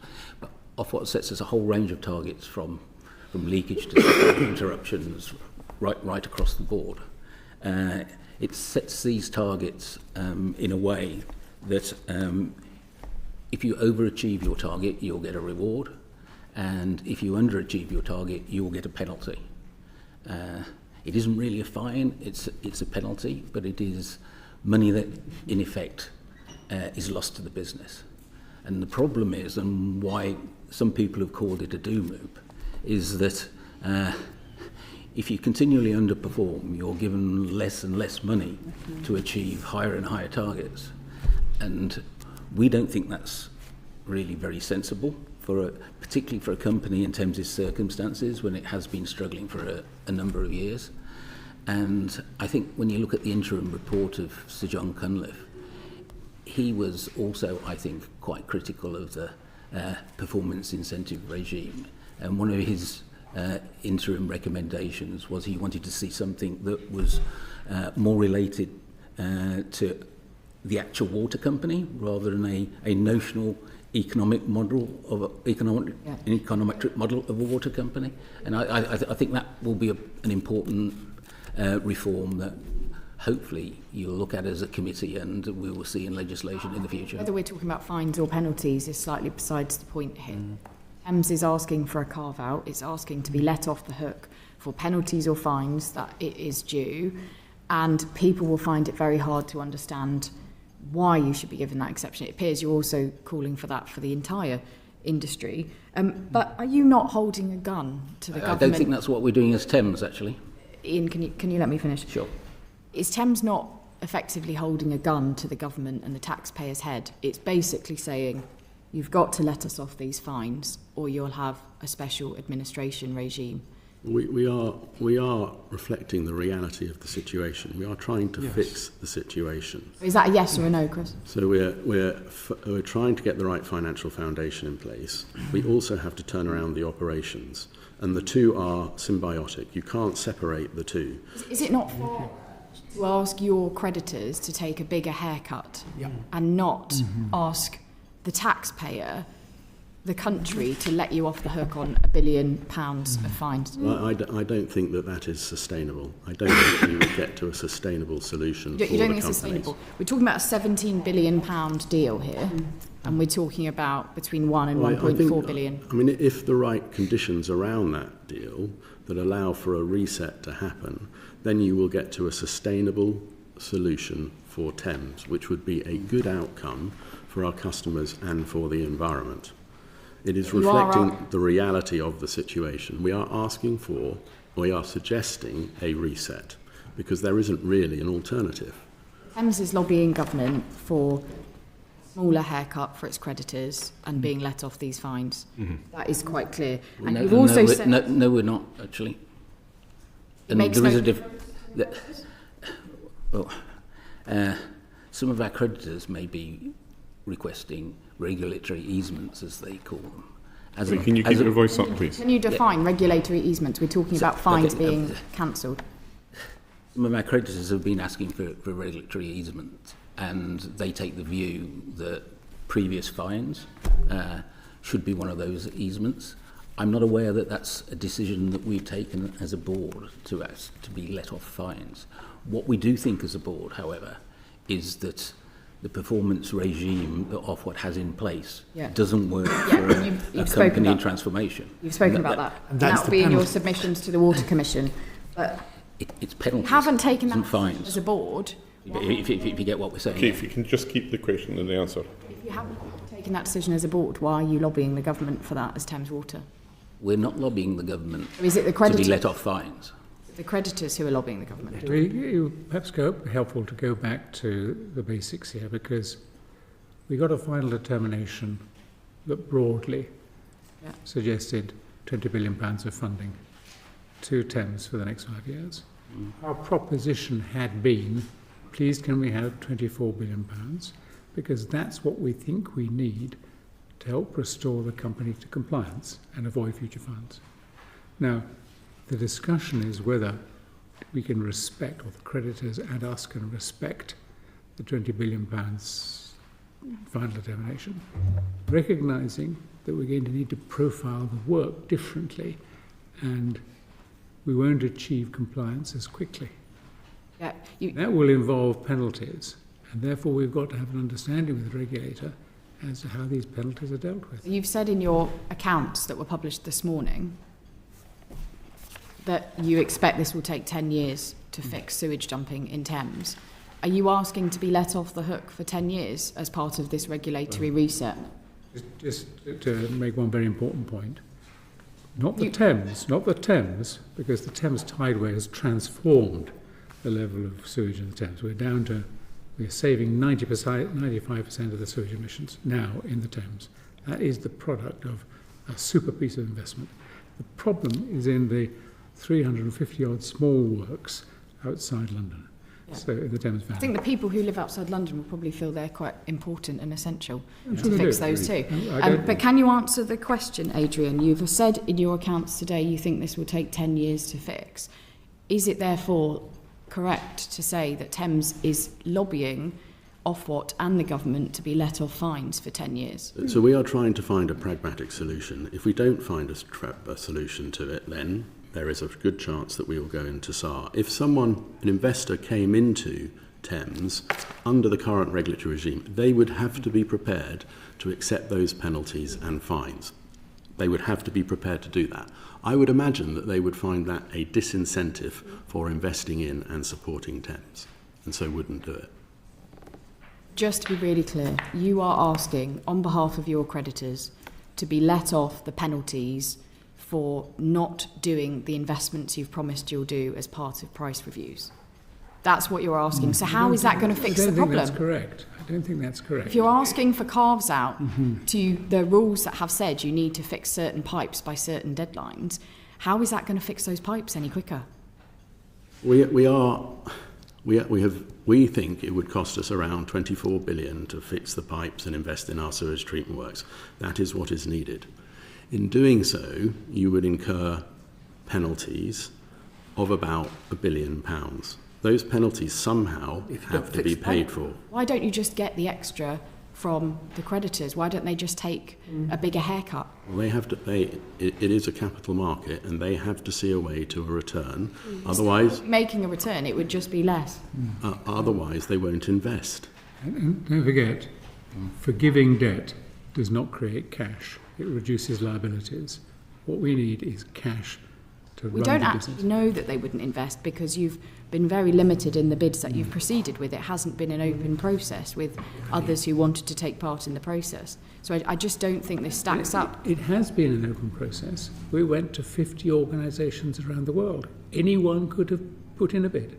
The B shareholders at some stage... You went to exclusivity. We've just spent an hour outlining that process, and we're not going to go back into it now, but it was very unclear how you decided to proceed. Can we just keep a bit of order here, please? Helena's got asking. Sorry, carry on. Are you done? Yep. Ian, it's not that long since you would have been qualified to sit on this side of the table. Absolutely. If you were still going home on a Thursday to Dudley Waste, how would you explain to your former constituents what you are trying to persuade us of today? Yeah. Well, to be honest, Mr. Michael, I wouldn't have any problem at all in explaining to my constituents what's going on, because I think we're doing the right thing here in very difficult circumstances, looking at probably the biggest recapitalisation in UK corporate history, if not European corporate history.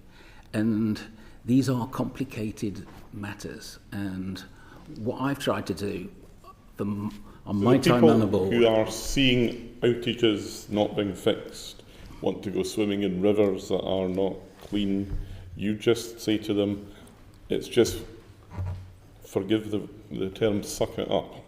No, I wouldn't say that. Have you always taken this? I mean, what I would say to you, in all honesty, is that this is a company that has been struggling and performance hasn't been what it should have been.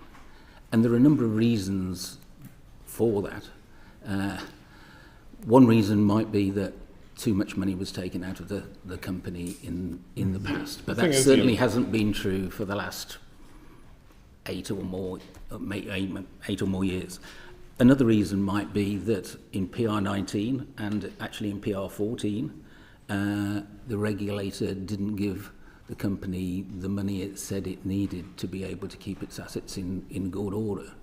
So we started the PR19 process with basically saying we were going to spend £1.5 billion more than we thought than the final determination. And we have actually done that, and our previous owners put their hands in their pockets and funded the business. And yes, performance needs to be better, but and that's what Chris and the team are working on. And we are seeing, I think, some promising signs that performance is getting to a better place. As the annual report published today shows, in a number of areas we've got our best in AMP performance. But must we do better? Yes, of course. See, the advantage that Barry and I have is that of longevity. And we do remember you as a minister. You had a fine turn of phrase. Can you remind me what you said about Ryanair when you were a minister? Ryanair. Yeah, I can. I accuse them in the context of climate change as being the unacceptable face of capitalism. I think it was the irresponsible face of capitalism, wasn't it? Well, I think unacceptable face of Applying capitalism. the same standards to Thames today and the same analysis, how would you characterise them? Completely differently, actually.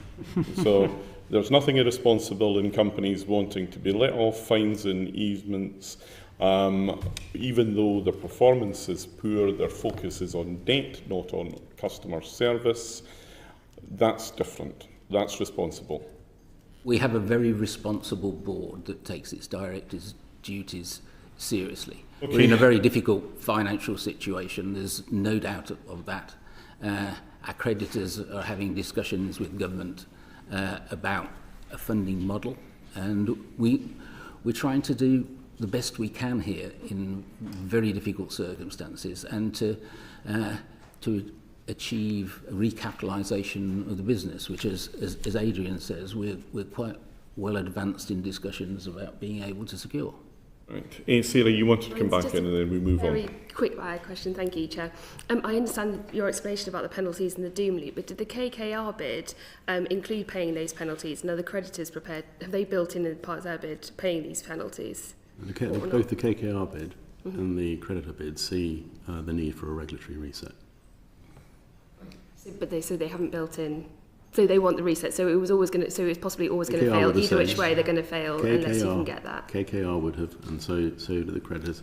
And my understanding, although I don't have the same visibility as Adrian, is that some of the other entities would have also required the same. But I thought there was no financial reason why they said that they couldn't proceed with this. So their bid was always contingent on that fine. So they had to be waived. Otherwise, this was never going to happen. It had to be reset, not waived. Oh. Let's see how many angels we can get in the head of the pin then. The difference? So can I take an example? So our performance for leakage at the end of the last year was 569 megalitres per day. The performance target for the end of AMP 8 was 408 as set by Ofwat.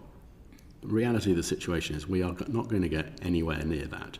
And the more we fall short, the larger the penalty is that we incur. So you need to put in place a stretching target that reflects the reality and performance of the company that continues to see improvement. So we're not saying we shouldn't improve, and it shouldn't be a stretching target, but it needs to be in the bounds of reality. And taking a reconstruction from the most expensive option is going to help that. How? It is the operational plan that they put forward and KKR put forward would have seen leakage improve over that 5-year period because of the investment that they were making in it. And same with the management plan that's in place now. Okay, we come to everybody's favourite subject, management retention plan. Yes. Jane, you lead our questioning. Thank you very much, Chair. So yes, management retention plans or bonuses. Just to set the scene, because obviously there'll be people watching this on television, and for myself, to get it straight in my head. So in October 24, Thames arranged a loan with the Class A creditors for £3 billion.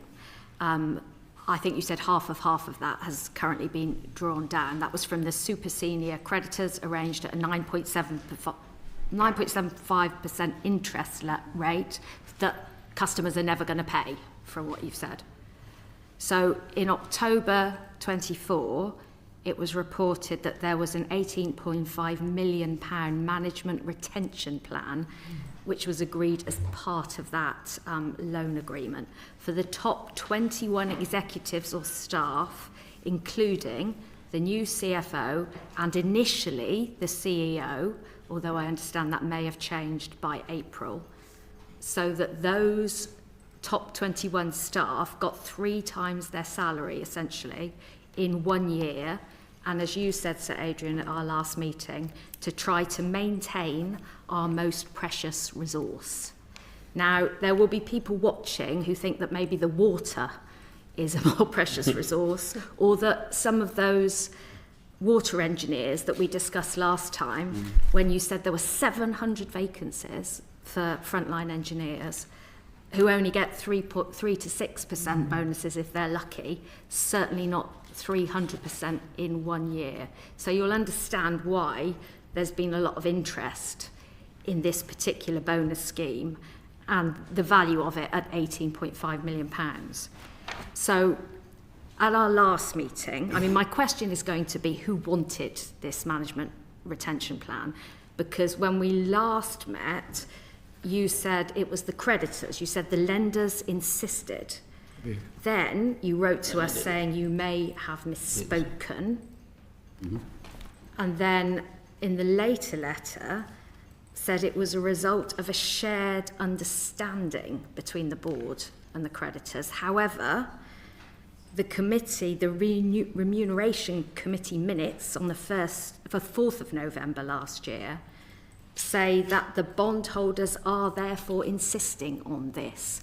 So who wanted that MRP? I'll bring you in a second, but I think it's important that we hear from Sir Adrian yes. first. So let me deal with a narrow point. So I did say that the creditors were insisting on the MRP, so the management retention plan. There was an echo of that, as you say, in the minutes from early November. Sorry, Sir Adrian, can you keep your voice up? There was an echo of what I had said in the minutes of early November. The corroboration. Thank you. It's a very nice word. Thank you so much. But actually, following the committee session we had in May, the creditors said, we didn't insist on it.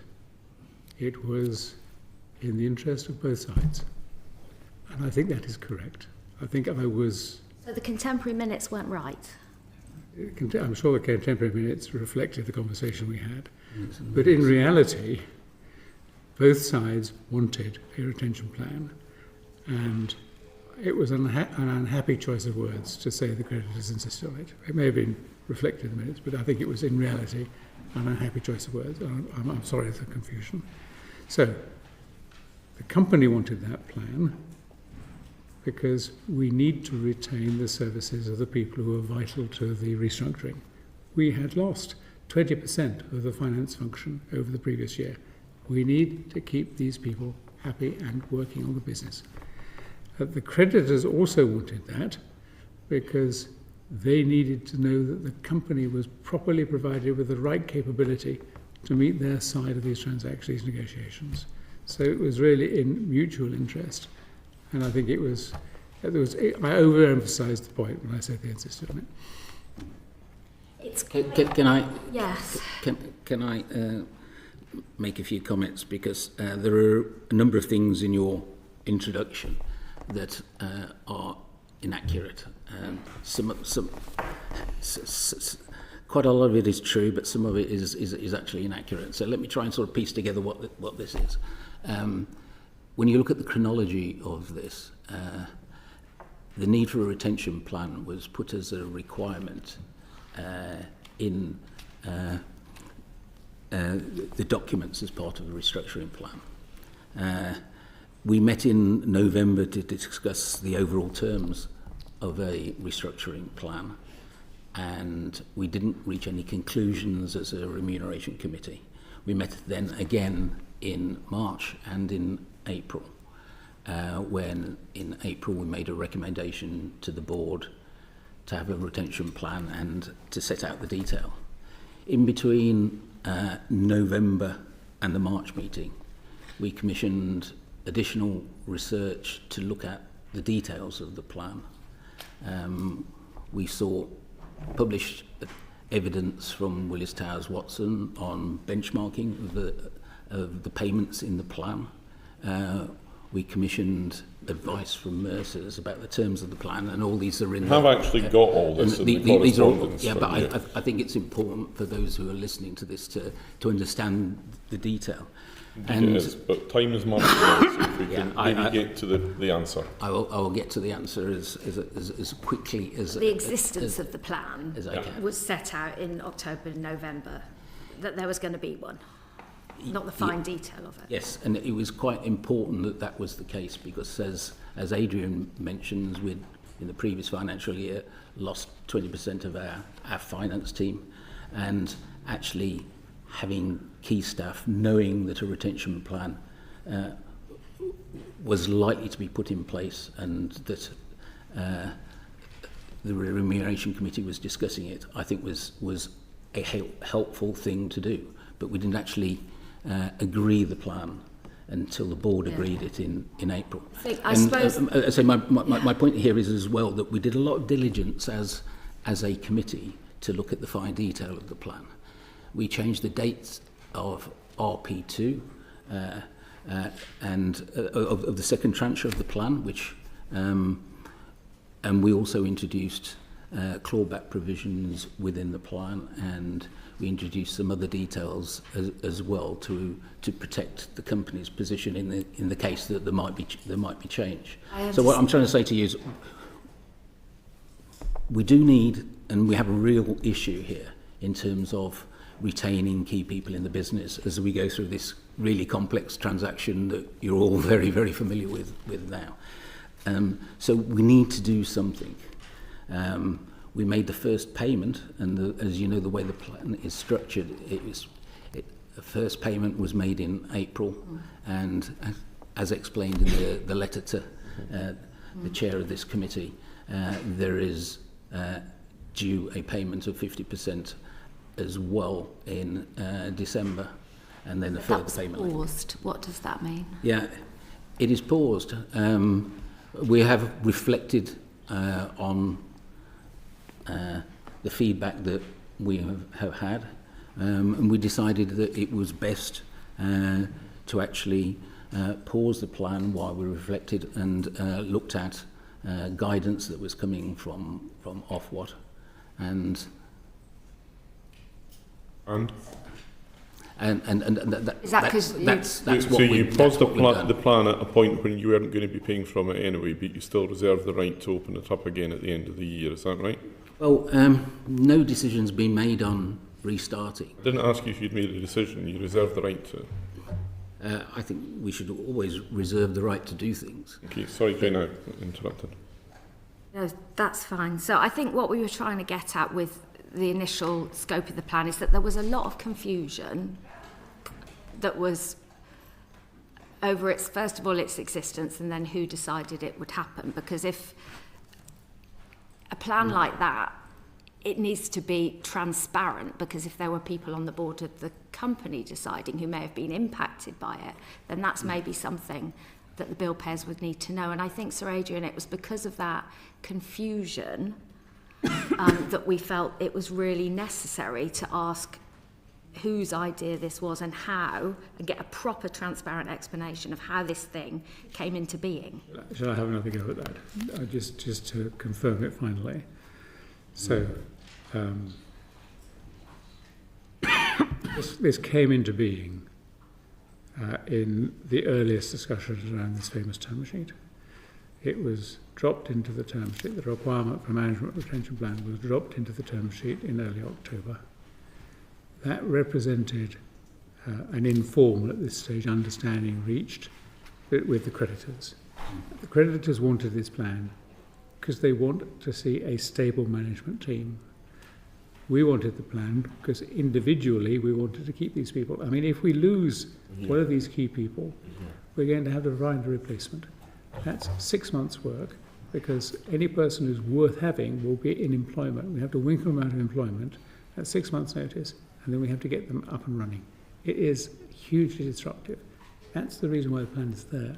And it serves both the creditor's interest and the You can see how difficult that is for people watching to understand. If we're talking about engineers getting 3 to 6% bonuses, and these people coming in and taking 300% in 1 year. Absolutely. It isn't 300% in 1 year. I agree that these are.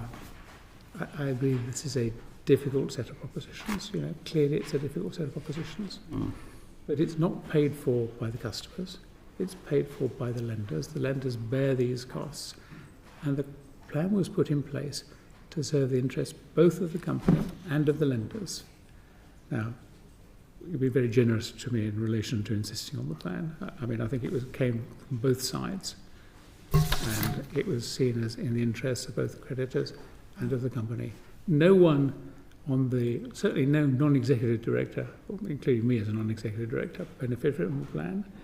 And when we took the decisions, the executives were not in the room. We had to rely on the executives to tell us who they thought in the management team were worthy of these bonuses. So it was right that Chris and the people director participated in the discussions because we needed their input, but they did not participate in the decisions. Why did you decide to keep the whole plan a secret? We didn't. We had, because the board minutes say that the potential impact of the Special Measures Act and negative publicity was considered, and that the recipients themselves were asked not to say anything about it. We believed and continue to believe that the Special Measures Act does not touch these payments. And if you read the offer letter that they've sent to you, I think you'll see why we believe that. But we don't want to rest on that position. Secretary of State has made his views quite clear when he appeared before the committee. I hope the Secretary of State, I hope the government will recognise that we have an interest in maintaining continuity of our staff. Indeed, Mr. Ollimore referred to that last time. So why then not say anything about it? Because we published it as soon as we got through the decision on the beginning of April. I think Helena wanted to. Helena, did you want to come in? Yeah. Since you've referred to our evidence session last time, Adrian, just to refer back to that, the exchange that we had was about why there was such an emphasis on maintaining the senior leadership and not the junior roles, the frontline roles, the 700 vacancies that Jane has referred to, just to be clear. That's the point I was making. In relation to the management retention plan, many people will look at this and see, particularly when you look at the fact we've been given pages of redacted remuneration committee minutes that look like that this was a deliberate attempt to design a policy that circumvented the new government's regime about banning the water bosses' bonuses. That's certainly not true, and it's not something I'd ever be associated with. And as Mr. Carmichael knows, and Mr. Gardner as well, throughout all my time as in Parliament and as a government minister, I've always sought to uphold the highest principles, known principles of public life, and I wouldn't be associated with doing something. It's just a coincidence of timing that you've got the Water Special Measures Act and you design your retention plan in these terms. And the board minutes say that they were considered. Well, I think you'd expect that that as a committee we would want to take advice on the legality of what we're doing, and that's part of a sensible due diligence process that we would want to undertake. In the 4th of November Remuneration Committee, Sir Adrian, you committed in the discussions that you would speak to Ofwat about the legality of the Management Retention Plan and whether it was in keeping with the Water Special Measures Bill. But when you appeared before our committee and this came into the public domain, Ofwat wrote to us subsequently to say they had had no discussions with you or with Thames about the existence of this plan up to the 13th of May. So why from the 4th of November to the 13th of May did you have no discussions with Ofwat as you'd undertaken to your own board colleagues? Because the plan was not finalised until the end of April. It couldn't be finalised until you know whether it was legal. Early in April. But the shape of it was very clearly taking form in the 4th of November meeting. Ian has just said he would never wish to do anything that circumvented a law, and you gave an undertaking to your board colleagues that you would go and check that with Ofwat. But the reality is that you did not do that for 7 months. Ofwat has said very recently in their letter to you, they do not regard the plan as impacting people underneath board level, and that the evil that the Act was directed at was bonuses related to performance. Yeah. These are not bonuses related to performance. The scheme as it was These designed. are bonuses just trying to encourage people not to leave Thames. The scheme as it was designed on the 4th of November at that point applied to both the CEO and the CFO. So it did cover the individuals targeted by the Water Special Measures Act. Therefore, it would seem very obvious to those looking at this from the outside, this was designed to circumvent that policy, but you actually had no discussions, no due diligence with Ofwat to check that what you were developing. The fact is, if it hadn't come out in this committee, would we even be having this conversation? Would these payments be going ahead? And actually, you didn't just proceed with the design of the plan. You made the first payment on the 30th of April before having any conversations with Ofwat as to the legality. Is that correct? We did not. Well, our judgment was the plan was not unlawful for the reasons that I've just described to you, and which actually Ofwat has implicitly confirmed in their letter to you. Well, they've confirmed that if the CEO and the CFO were excluded, but at the point in 4th of November, they were included. But even if you include those two officials, those two officers of the company, this is not the sort of payment that the Special Measures Act is targeted at. I think most people out there would say what we were trying to crack down on with the Water Special Measures Bill was money in addition to base salary for poor performance. Whether that is a performance-related pay, whether that is a bonus, most people would see it as extra. If you will let me answer you, we have paused the plan because the Secretary of State came here in May and said he expected those payments to be withheld. We have not yet had a discussion with the Department or the Secretary of State as to how we are going to resolve our dilemma.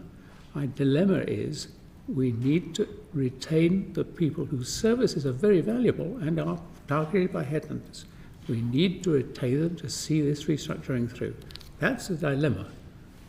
But you're saying you're reacting now to that, but had you conducted your own undertaking on the 4th of November to have discussions with Ofwat about the legality of the proposed scheme, it's quite clear that they would have expressed the view that the Secretary of State expressed to us here, and the 30th of April payment probably wouldn't have gone ahead on the basis. I don't think that's a fair characterisation of things. As Adrian says, what we're trying to do here is retain senior staff. And we're trying to do so and reconcile that with the framework that's been set by DEFRA and by Ofwat and its PRP provision. Even if you'd known about the Secretary of State's unhappiness, you would have paid the April payments anyway. Mm-hmm. Well, what I'm saying to you, the payments that were made in April were to senior people in the organisation, below executive board. We've got all that. So they're not in any way related to Ofwat's PRP prohibition rule or to the Water Special Measures Act. And these are payments to keep people that are in a business as unusual situation, and it is at a critical time for the company as we seek to go through a recapitalisation and probably the biggest debt write-off in UK corporate history. This moves on nicely to the questions that Josh has in relation to senior executive involvement. Yeah, thank you, Chair. I think certainly in the first instance I'd like to address my question to you, Mr Weston. You previously told the committee that you were not part of the management retention plan, but the board minutes reveal that you were previously. So could you tell us when and why you decided to not take part in the plan? When I answered your question at the committee, it was absolutely the truth at the time. It was sometime before the 17th of April that I decided that I wouldn't participate. I was pleased that the board had expressed that confidence in me, that they would offer it to me, but I felt it would be too much of a distraction, and my number one priority was to make sure I got addressed the stability in my team, where we had seen a number of people leaving over the previous year, and that was not sustainable for the business. Okay. The minutes also revealed that whilst you were potentially in line for a payment before we withdrew, you were, I quote, involved in shaping the plan, and you were present at all meetings of the Remuneration Committee where the plan was discussed. You didn't just pop in for 20 minutes to give your view and then allow the committee to make their own judgment. You didn't provide your thoughts in writing and then allow the committee to consider that. You were present in all of these meetings. So on that basis, do you share the Chair's confidence that you could act, and I quote, in the best interests of the company without regard to your personal perspective when discussing the size of a bonus that you were potentially in line for? I do. I did leave the committee, and the committee had ample time at the end of their meetings to consider how it would apply or whether it would apply and what the shape of it would look like and who was participating in the scheme. Is it not the case that you basically left at the end while the vote was taken and you were present for the vast majority of these meetings? I was certainly present in the meetings, yes, but there was ample time for the committee to consider the proposition. And we certainly did, actually. We did discuss, when Chris was out of the room, in some detail the scheme. And as I say, as a committee, over a period of time, we made a number of adjustments to the retention plan as it evolved between November and March. You will be acutely aware, as we are, that we're in a time where customer satisfaction and confidence is probably at an all-time low. So how do you think that it's appropriate for you to play any part in these discussions, given how that might look? Well, I have a responsibility to the people in the company, and I felt, it was my judgment, that stability in leadership was absolutely essential, and my number one priority was to provide that stability, and I saw the management retention plan as a key part of enabling that. Could you not have, for example, as I said, set out your thoughts in a letter so you could explain from your perspective why the plan was necessary, what you thought it should include, but then say, given that I may be in line for this, I'm going to recuse myself from the process? Why did you feel it was necessary for you to actually sit in on those meetings and be part of those discussions around how the plan was shaped? Well, I think quite understandably the committee had questions about who was in it, and they would appreciate my explanation and support for the people in it and why they were in it. Yeah, I wanted the Chief Executive to be there to probe on the individuals who were part of the plan to see whether it was whether they were the key people in the business and whether they'd been identified as such. So it's perfectly right that Chris should have been there for part of the discussion, not necessarily all of it, and he wasn't there for all of it. Well, I think it's clear that he was there for the vast majority of it, but if the plan really is around retaining key people and you eventually came to the judgment that you thought it was inappropriate for you to be part of the plan, why did you not remove yourself from that right at the beginning? So you could say, I've got no vested interest in this at all, let's talk about what this means for the rest of my team. Why did you wait until basically after that process had concluded before you decided to withdraw personally? Well, I think everyone recognises the situation developed over time and views change over time. And I was acutely aware as it got closer to a decision point that I could give the advice my advice as to who should be in that scheme, but I didn't feel it was appropriate that I should accept it. And as the non-exec chairing this committee, you know, the non-execs are there to ensure the probity of the process. You not only were happy to have him there, you required him to be there.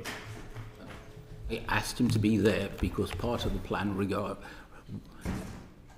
involved identifying who the key individuals were that should be part of the retention plan.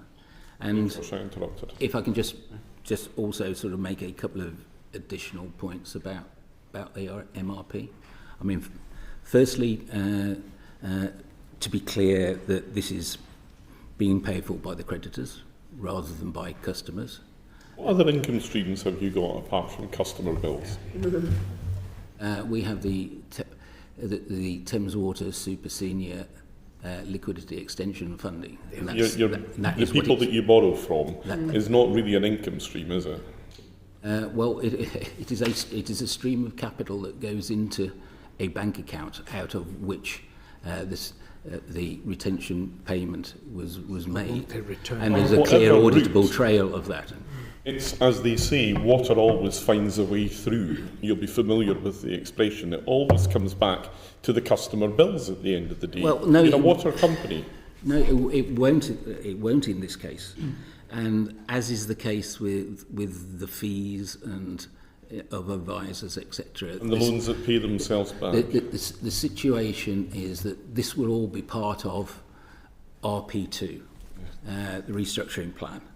And it was the courts, I mean, if I could remind you, Mr. Carmichael, it was the courts at RP1 who, and it was the judge who made the decision, and he said that he considered that the customers rather than the creditor would bear the cost of the plan, because he accepted that it was highly likely that they would take a substantial debt write-off during RP2. Highly likely.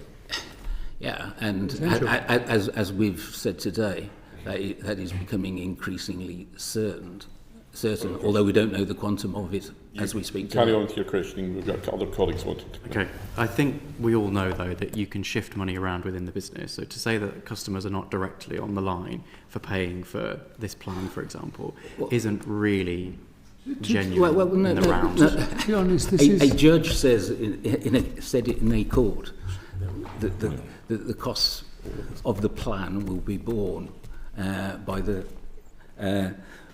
creditors, and I think that should be good enough as an evidence. The creditor's bid is successful. Yeah. So the haircut will be. If the creditor's bid is successful, then this kind of tortuous route that you're outlining just disappears, and it does come back on the customer's then, doesn't it?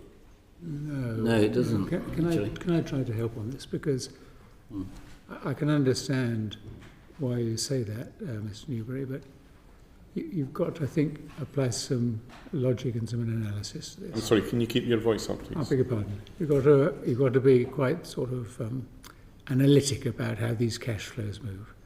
So I hope we've satisfied you that the initial source of money for the MRP is the drawings on the credit facility, because we've separated the accounts and we pay the money out of that account. But when we come to our capital reconstruction, we've got all these different categories of debt. I referred earlier on to the need to have a big write-off of the debt. So we're going to have many billions of pounds of debt written off, and in that process, we will produce a company which is sort of creditworthy, lean and meaner, and the amount that the creditors pay for these retention payments will get swept up in that process. There is no cut through to the customer here. I would just say, though, that I hope that none of your PR people are going to be in this MRP, because I don't think they've done a particularly good job here, I will be honest with you. Because when I was a local councillor, if I ran a business that was bidding for a contract with the council, I wouldn't be able to sit in the meeting, make my case at length, and then just recuse myself at the end when the vote came. I would not be allowed to sit in that meeting at all. and I would not be allowed to be involved in the process at all. And we might be talking about a 5-figure sum there. Clearly, we are talking about much more substantial sums of money here. And I think the appearance of propriety, as I said, when confidence is so low, is really, really important. And I'll just stress that to you, that we can't change the past, but maybe in future, when you're coming to situations like this, it would be appropriate to give your views in a different way, to not sit in the room when discussions are being had, because that raises all sorts of questions, uncomfortable, I'm sure, for you to come here and have to answer today. So that's just one point I would make to you. Chair, can I ask my final couple of questions and then bring other colleagues in? We understand that your new CFO is due to receive a retention payment soon. Now, clearly, when you have a new hire, it's not unusual to have a signing on bonus, for example, but it seems very quaint that you've got a retention payment being given so soon after they've joined. Is it really necessary and considered stability for you to need to give senior members of the organisation significant payouts just to keep them on for a year, for example, and then presumably they may be back for more after that year? Well, my understanding is that this part of the discussions in us recruiting the new CFO, and it's certainly the case that he will be a key figure for the next 12, 15, 18 months that we go through this process, and we don't know how long it's going to last for, but certainly he wasn't eligible for the first payment. He would not be eligible for the second payment, and it was only the third payment that he would be eligible for. But as we say, we haven't made any decision on restarting the plan at the moment. But we face a real difficulty here of retaining key people, and that's the elephant in the room.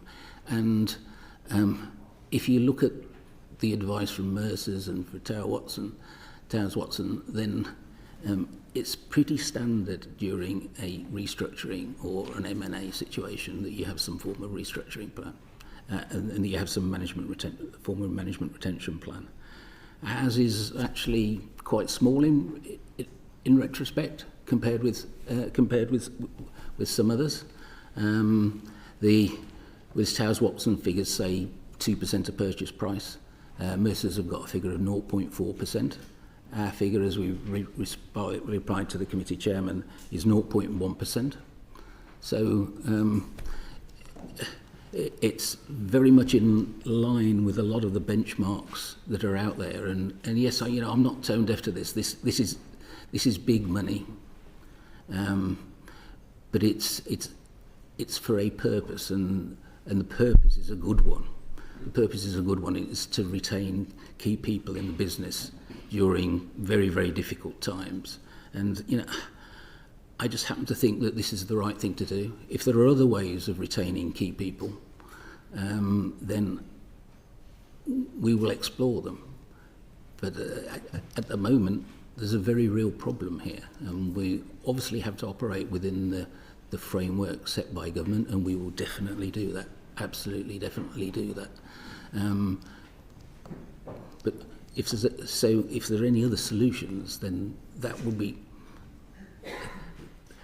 of interest to us as a business. You said, Mr. Pearson, that it's not unusual and you benchmarked it, but I think what we would question is that we are not seeing this level of remuneration in other parts of the water industry. You may be benchmarking yourself against financial institutions, but I'd just like to remind you of the context that Thames Water is delivering a public service. It's not a financial institution. And I think often when most of the discussion we've had today, that point is forgotten, and we're looking at the performance and behaviour of other financial institutions when we're talking about this.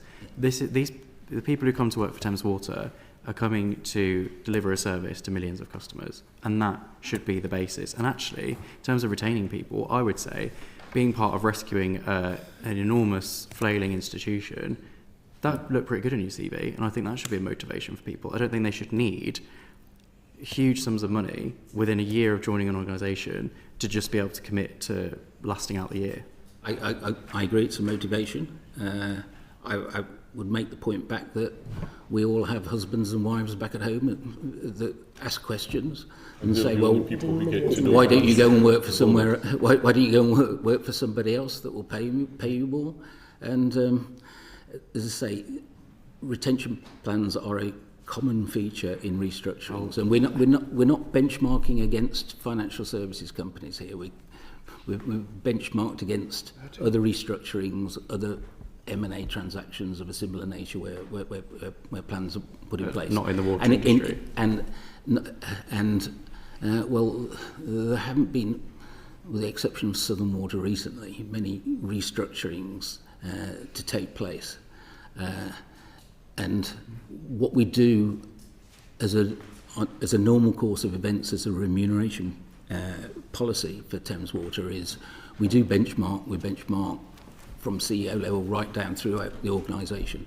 We benchmark at the senior level against other water companies and also against non-financial members of the FTSE 51 to 100. And that's all in our remuneration policy that is part of the very lengthy Director's Remuneration Report that we published today. So we're not comparing ourselves with financial services companies. There's a lot of people who have extremely difficult jobs under really tough circumstances, but it seems to only be in the water industry where people need these extraordinary payments to be able to commit to a minimal amount of service. I'll just finish with this, if I may. Is it not the case that the worse the state of Thames Water gets, the more excessive the executive pay seems to be becoming? Yeah. And where does that end? You know, if the company gets into a worse state in the next couple of years, are you going to be approving even bigger remuneration packages just to try and keep people on board? I mean, Thames Water is going through extraordinary times. All we're seeking to do here is to try and make sure that we've got a key leadership team and critical people to the transaction that we need to execute to ensure our survival and to keep us out of SAR, stay in the business. That's what we're trying to do. It isn't any more complicated than that. But having said that, that's very complicated. Any you wanted to come in here? Or are you coming in late? I'll come in later, it's Okay. fine. Right, we'll move on, Andrew, to the objectives. Yeah, to be fair, mine will be quite short because Joss had just asked most of that section just now, so I'm quite keen to get into the Afghan statement okay. at 12:30. So I'm just trying to think what questions are left to ask. I don't think there's much that's unimportant here. So look, I suppose, look, just to recap really, Josh has covered most of it. This is a plan around an £18.5 million pot, which is covering up to 3 times the base salary of the staff included in it.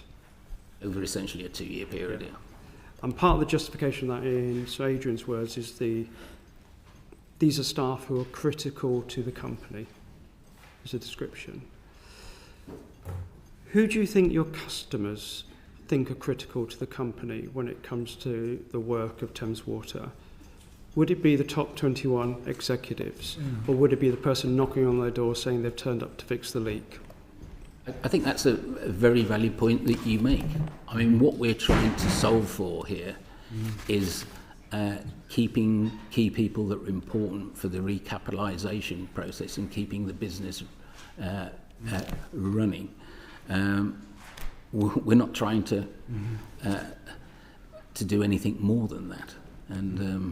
And I just hope that the committee, when it considers this, will recognise the extraordinary circumstances that we're in. And when you're in those sorts of extraordinary circumstances and you're in danger of losing your key people, and that will put in jeopardy the recapitalisation of the business, then it is a sensible, logical thing to do, to seek to put in place measures to mitigate that risk. And that's what we're doing. We have a duty as directors to mitigate the risk that we don't have sufficient management resources. Condition P of a licence from Ofwat compels us to have sufficient management resources. And what the MRP does is it does its best to put in place a scheme that will allow that to happen. Do you not understand just how frustrated your customers and the taxpayers feel with the language you use, given you're one of the most talked about companies in the country for all of the wrong reasons? Now, in some of the documents, it says one of the justifications for the MRP is there is genuine concern for the welfare of employees in line for the MRP with little annual leave taken and individuals working while supposedly on leave. Are financial payments for staff in that situation the best way to deal with the welfare concerns you've described? Well, they're certainly not the only way. And as a company, and Chris can explain this in more detail, is we are a good employer and we take our welfare responsibilities incredibly seriously. This is a business, and this is with employees going through a lot of stress at the time, at this point in time. I don't know, Chris, whether you want to say something more about welfare and... I mean, the first point I'd make is that the amount that is expected of the people in that scheme is, I cannot say how grateful I am for what they're doing. I mean, they are dealing with draft determinations, final determinations, the CMA, an equity process, the due diligence that goes with it, a creditor process. It is a huge demand on their time, and that is on top of transforming and doing their day job. The demands are unbelievable, and we try our best to ensure people take the leave that they are due, and that is absolutely the right solution if we can make it work. But we are in such an intense period, that is not always the case. I do feel the engagement of the people in the company is absolutely paramount, and the leadership style that we adopt within the company tries to ensure that people feel included and are engaged and inspired. We have recently concluded an engagement survey across the whole company. 8,000 people, 6,500 replied to the survey, and I was really pleased to see that since the last time that survey was done 2 years ago, our employee engagement had gone up and belief in the leadership of the team, of the company, had gone up. And I thought that was quite an achievement in the circumstances that we find ourselves in. So we take engagement extremely seriously, and we are doing our best to manage that in a very, very difficult situation. And is there a plan for up to 3 times salary for staff at other levels if they have welfare or stress concerns? So we do have bonus arrangements in place throughout the company. Now it goes all the way down to the front line. It didn't recently. So that was absolutely a deliberate move to try and align everyone to deliver the types of performance that we have to deliver around things like pollutions or leakage. The retention plan was put in place to deal with a very specific situation. Okay, Helena, were you? Yeah, we keep it tight because we just really briefly on this point about the importance of retaining the senior management team versus the importance of retaining the junior frontline staff doing the work of fixing the pipes. The Remuneration Committee minutes, they contain this reference to concern about the welfare of senior staff. Have there been any discussions at the Remuneration Committee about the welfare and the retention of junior frontline staff? Because I couldn't see any. So retention of frontline staff is something that is considered, I mean, right up to board level and certainly executive. So we will look at the level, the percentage of people that leave the company, what you would call churn. Yeah. Or attrition. It's quite good at the moment given the circumstances. It's about 5 to 7% at the front line, which I think is good for, and particularly for a company in the circumstances that Thames is in. Welfare of those staff? Well, the welfare of their staff is taken very, very seriously. I have leaders throughout the company, and we have been investing in and developing those leaders. We're very mindful of all the obligations we have around health and safety and hours worked and all the rest of it to ensure that they are looked after appropriately. So just on that point, and I refer the House to my register of interests, the biggest union that represents Thames Water staff is the GMB. And they've written to us to say that there was widespread disbelief when the chairman described senior managers as the company's greatest asset. Mm-hmm. They've also said that industrial relations are poor. There have been no discussions with the unions regarding the Price Review 24 operational or workforce plans, nor on skills and training, and we talk about those 700 vacancies. If this is so important, why haven't you talked to the biggest union representing Thames Water staff about it? We meet very regularly with all of the unions, and my executive meet very regularly. I met with the unions 6 weeks ago or so to update them on the situation. We are investing a huge amount in the skill of our staff, bringing in apprentices, graduates. They don't feel that way, and they feel that actually the impact of the evidence session last time was dismay and disbelief and not motivating the people they represent. And we're also increasing our training budget, and we have built that into the budget for the next 5 years, dramatically increased it and reinstated it from when it was cut 2 years or so ago, because it is so important to our front line and helping them do the job that we're asking them to do. Jean, and then I promise I will come to you. Just very quickly, because I mean, we know that Thames Water has been in difficulty for a long time. It's not only the staff at the top who feel it and get grief. It's the staff who are going out meeting people day after day. So I think when Helena's talking about, we're talking about training needs, etc., it's also an acceptance of what's happening on the ground and how difficult it is for those people who are going out facing people every day and are, they're having a hard time of it. Yeah, until last September, I also led for the board on workforce engagement, and that involved me sort of getting out and about and talking to people on the front line right across London and the Thames Valley. And the overwhelming impressions that I got from that experience were people were concerned.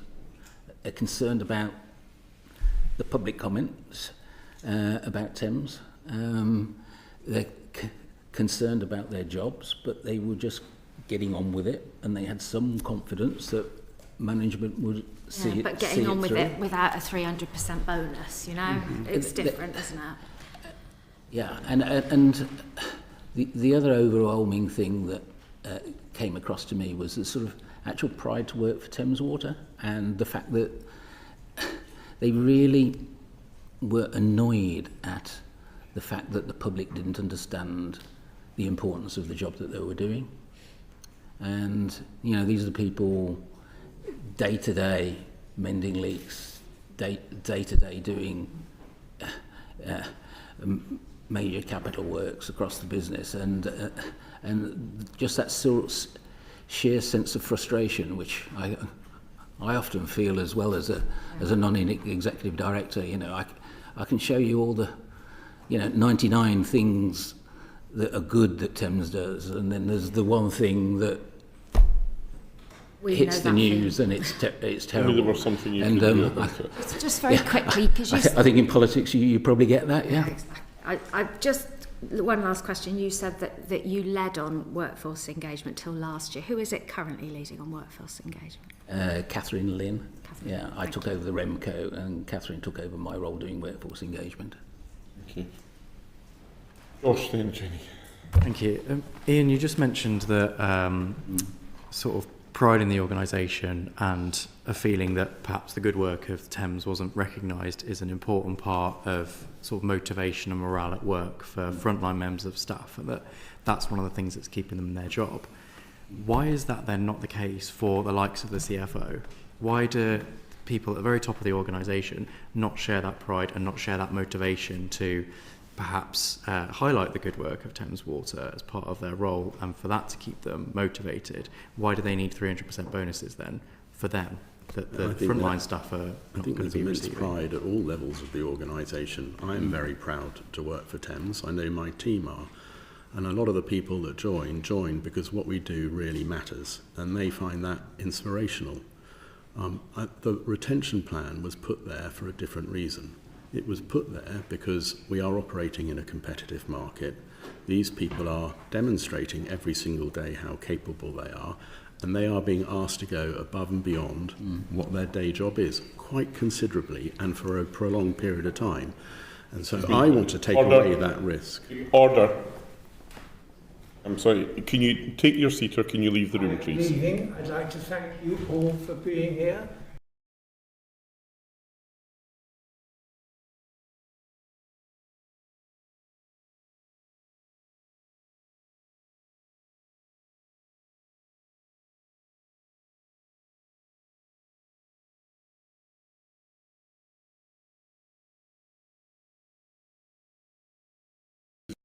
carry on, please.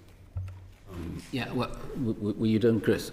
I just wanted to say also that if we'd decided to do nothing and we'd have lost half, 2/3 of our senior leadership team, I'm pretty sure that you'd have invited us back to say, why did you do this? Why didn't you take any action? You've not had a great record on retaining them.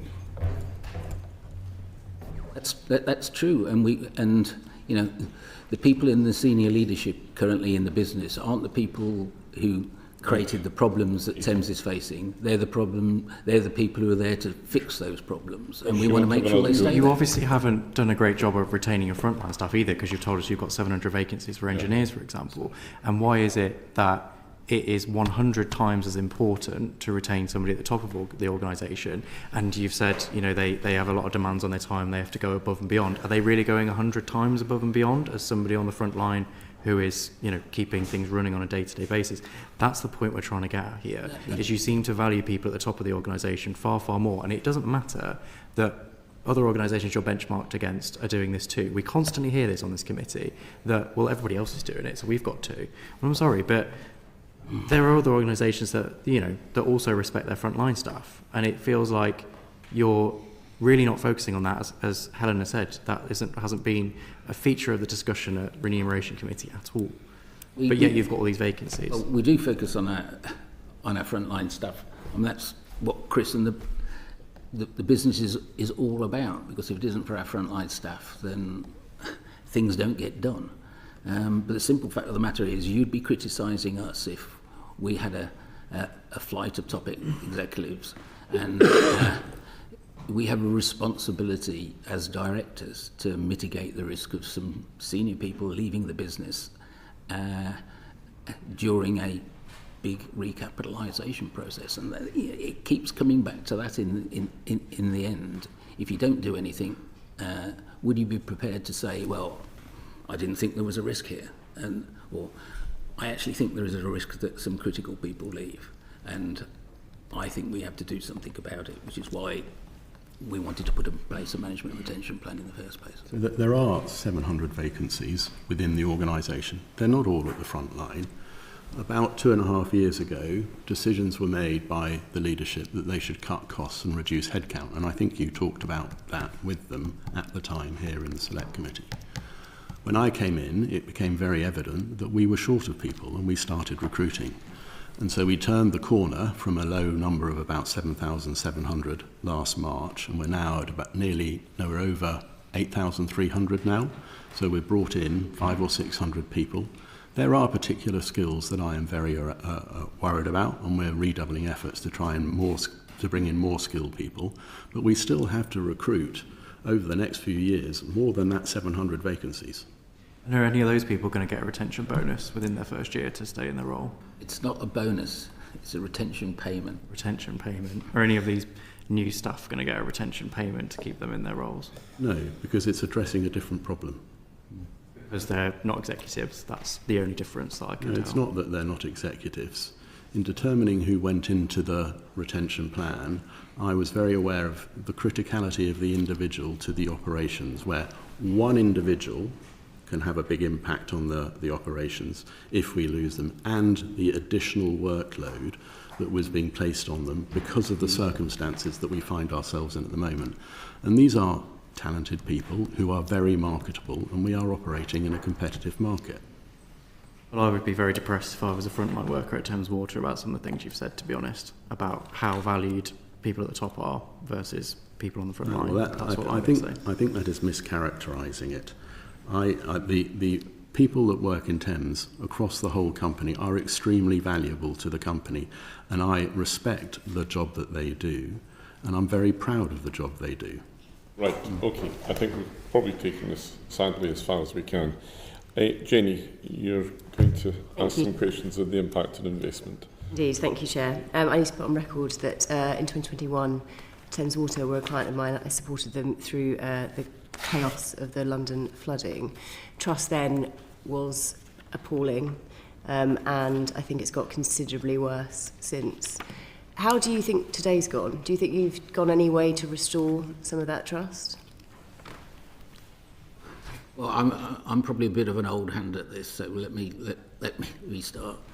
I think trust is a very scarce commodity everywhere. I don't think politicians are trusted. I don't think business leaders are trusted. It's very difficult to find somebody outside, maybe one or two football players, that actually have any sort of trust in terms of what they say. So I wouldn't have high expectations that after one select committee meeting, everybody's going to suddenly turn around and trust Thames Water, because it just doesn't work like that.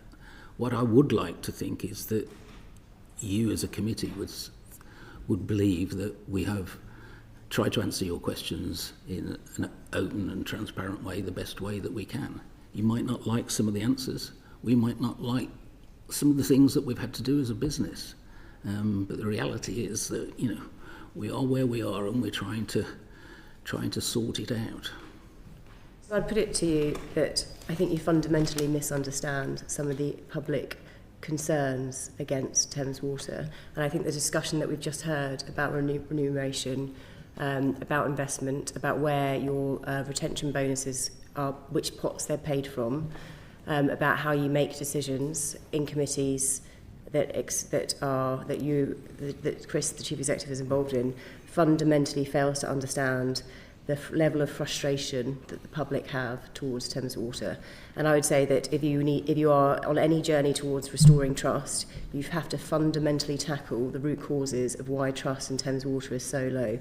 When you have record rates of pollution levels, when you are paying, and I don't mean to point this at you, Ian, but when you said off the cuff, there are husbands and wives that expect these salaries to be maintained, or the words to that effect, you are fundamentally failing to understand the concerns that people have in a business that is letting down the environment, letting down their customers, and fundamentally not operating in a manner that the public would expect a public good to be delivered.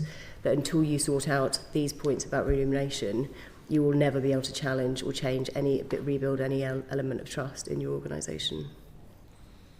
Hear what you say, but at the end of the day, what ultimately will restore the trust is the operations of the company improving.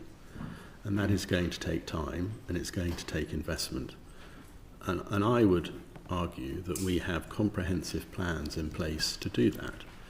And those plans need time to come to fruition. And they will, over time, improve the performance of the company and meet the expectations of our customer, and they will improve the impact on the environment. That's the fundamental thing that needs to be fixed. So we can talk about that. So this morning you've obviously released your annual report, and in that annual report you put out a press release saying that it's going to be a 10-year plan for Thames Water for recovery. At least a 10-year turnaround plan. Does that I assume, and correct me, and I appreciate we need to be concise because the time is running away with us, but I assume that at least 10-year plan is a consequence of record-breaking financial results in the wrong direction, and therefore you're going to have to elongate your investment plan over at least 10 years. So where is the hit on your investment plan as a consequence of record debt and record poor financial performance, record poor you're in an infrastructure crisis, you've got a pollution crisis, your pollution numbers, incident reports are going up, and your debt is higher than it's ever been before. So I assume that the 10-year turnaround programme for investment is a consequence of that failure. It's not the consequence of last year, it's the consequence of the last 2 decades of underinvestment in Thames Water's infrastructure. And we have an extensive and aged infrastructure. On the waste side alone, there are about 120,000 kilometres of network that we have to clean, look after and replace. So the 10-year turnaround reflects the current state of the infrastructure and our asset base. And that performance over the last 10 years has also led to a balance sheet that is not sustainable. And that is why we're having to go through this recapitalisation. But going hand in glove with that has to be the turnaround and the transformation of the operations of the company. Is what within the 5-year view is being kicked along grass to a 10-year investment programme as a consequence of today's annual report announcements? Today's announcement around our results has no impact on whether we move investments from the first 5 years to the second 5 years. The fact is that some of these things just take time. When I was a member of this House and Climate Change and Environment Minister in 2006, I green-lighted the Thames Tideway Tunnel. It's now operational now, 19 years later. Big infrastructure takes a long time frame.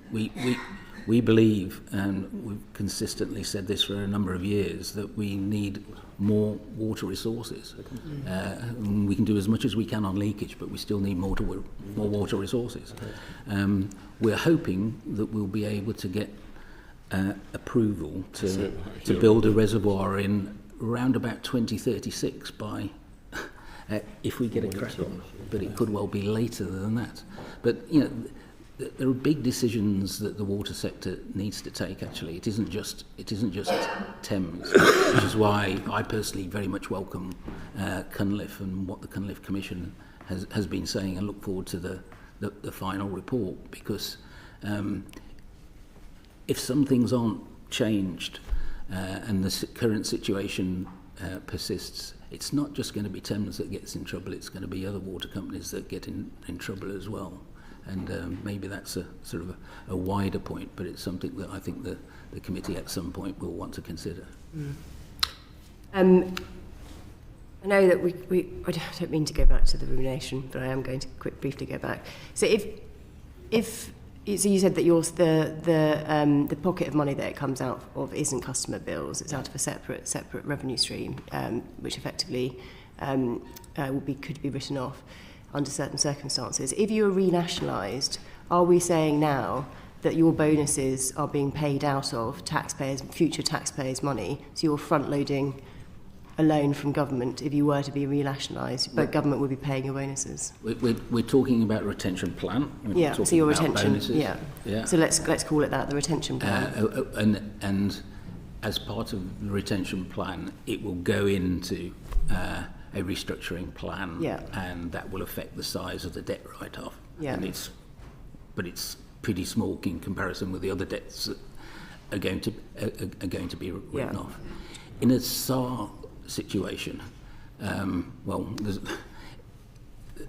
this isn't even an accounting error compared with what would happen under a SAR. Long story short, it sounds like the answer is yes. Well, if I understood the question said, would the costs of this in SAR be borne by the taxpayer? The taxpayer and renationalisation. And Mr. Carmichael has already said that the cost to the taxpayer of SAR is zero, therefore. No, I didn't say. I offered you the example of others who have said that by the time it came out it would be zero. But we're potentially talking about public money paying for. The thing to understand about SAR is this isn't an end point, it's just a staging point. And Thames's creditors will still have rights under a SAR regime. There will still need to be a recapitalisation programme under a SAR regime, and there'll still need to be a debt write-off. So my view would be it just gets written off. Okay. Finally. And that's pension fund money, as well as Elliott money, as well as... Understood. Finally, so the big news today was your annual report, obviously, the committee. But thirdly, that you've got a hosepipe ban that's been announced. But you've also had too much rain, hence why in the annual report you talk about an increase in pollution incidents because there has been too much rain, but equally there's a hosepipe ban because there's not enough rain. How do you respond to that? Which of those is true? And where does the truth lie? Well, they're both true, actually. So we had a very wet year last year. Ground level water levels were very high, and that creates all sorts of problems for our network and leads to pollutions. But unfortunately, we have also had almost the driest spring in history since records began. And one of the reasons why we have limited the hosepipe ban to the Swindon-Oxford area is because London at the moment is still relatively well served by the aquifers that were overfull during the winter. They are still serving London. Doesn't mean we shouldn't be prudent, but they are still serving London, and there's no hosepipe ban in London. The aquifers further west have not fared so well, and those aquifers don't only provide water to the population around Swindon and Oxford, but they also provide water to the Thames. They are one of the sources of the Thames, and the levels in the Thames are now very low and are having to be managed quite carefully, and that does make it more difficult for us to abstract water from the Thames and keep our reservoirs topped up. And the predominant effect is in the west of our area. We are not alone in this. There are other problems around the country where hosepipe bans have had to be put in place, and indeed in Europe. I think Spain, France and Ireland are all suffering similar issues because of the very, very dry spring that we've had. I mean, leakage is a problem that we're wrestling with every single day. I have to say it is lower than it has ever been at the moment. In 2022, the last time we had a drought, the backlog of leaks to be repaired was over 7,000. It is now about 600, which is about a week's work for the workforce. We do about 650 repairs every single week. And there are other measures we've taken. We've installed over 1 million smart meters, and we will install another 1.2 million. That helps us in detecting leaks at customers' premises so we can fix them and save water. And we're also improving the technology that we're putting into the network to try and find leaks, acoustic sensors. We've deployed 40,000, and we'll deploy up to 100,000 by the end of 2027. So there's a lot of work going on around managing water supply. We have been planning for a water shortage since we started to see the issues with a dry spring, and we have a plan that's agreed with the EA that is a drought management plan that we are executing. Thank you. Okay, gentlemen, I think that concludes our questions for you this afternoon. Just before I conclude the proceedings formally, though, I think I must just give you an opportunity to reflect on the evidence you've given. If there has been any misspeaking, this would be a good time to tell me so that we can rely on what we have heard from you today. Okay. Not aware of anything that I've said that... Right, in which case we shall take you at your word on that.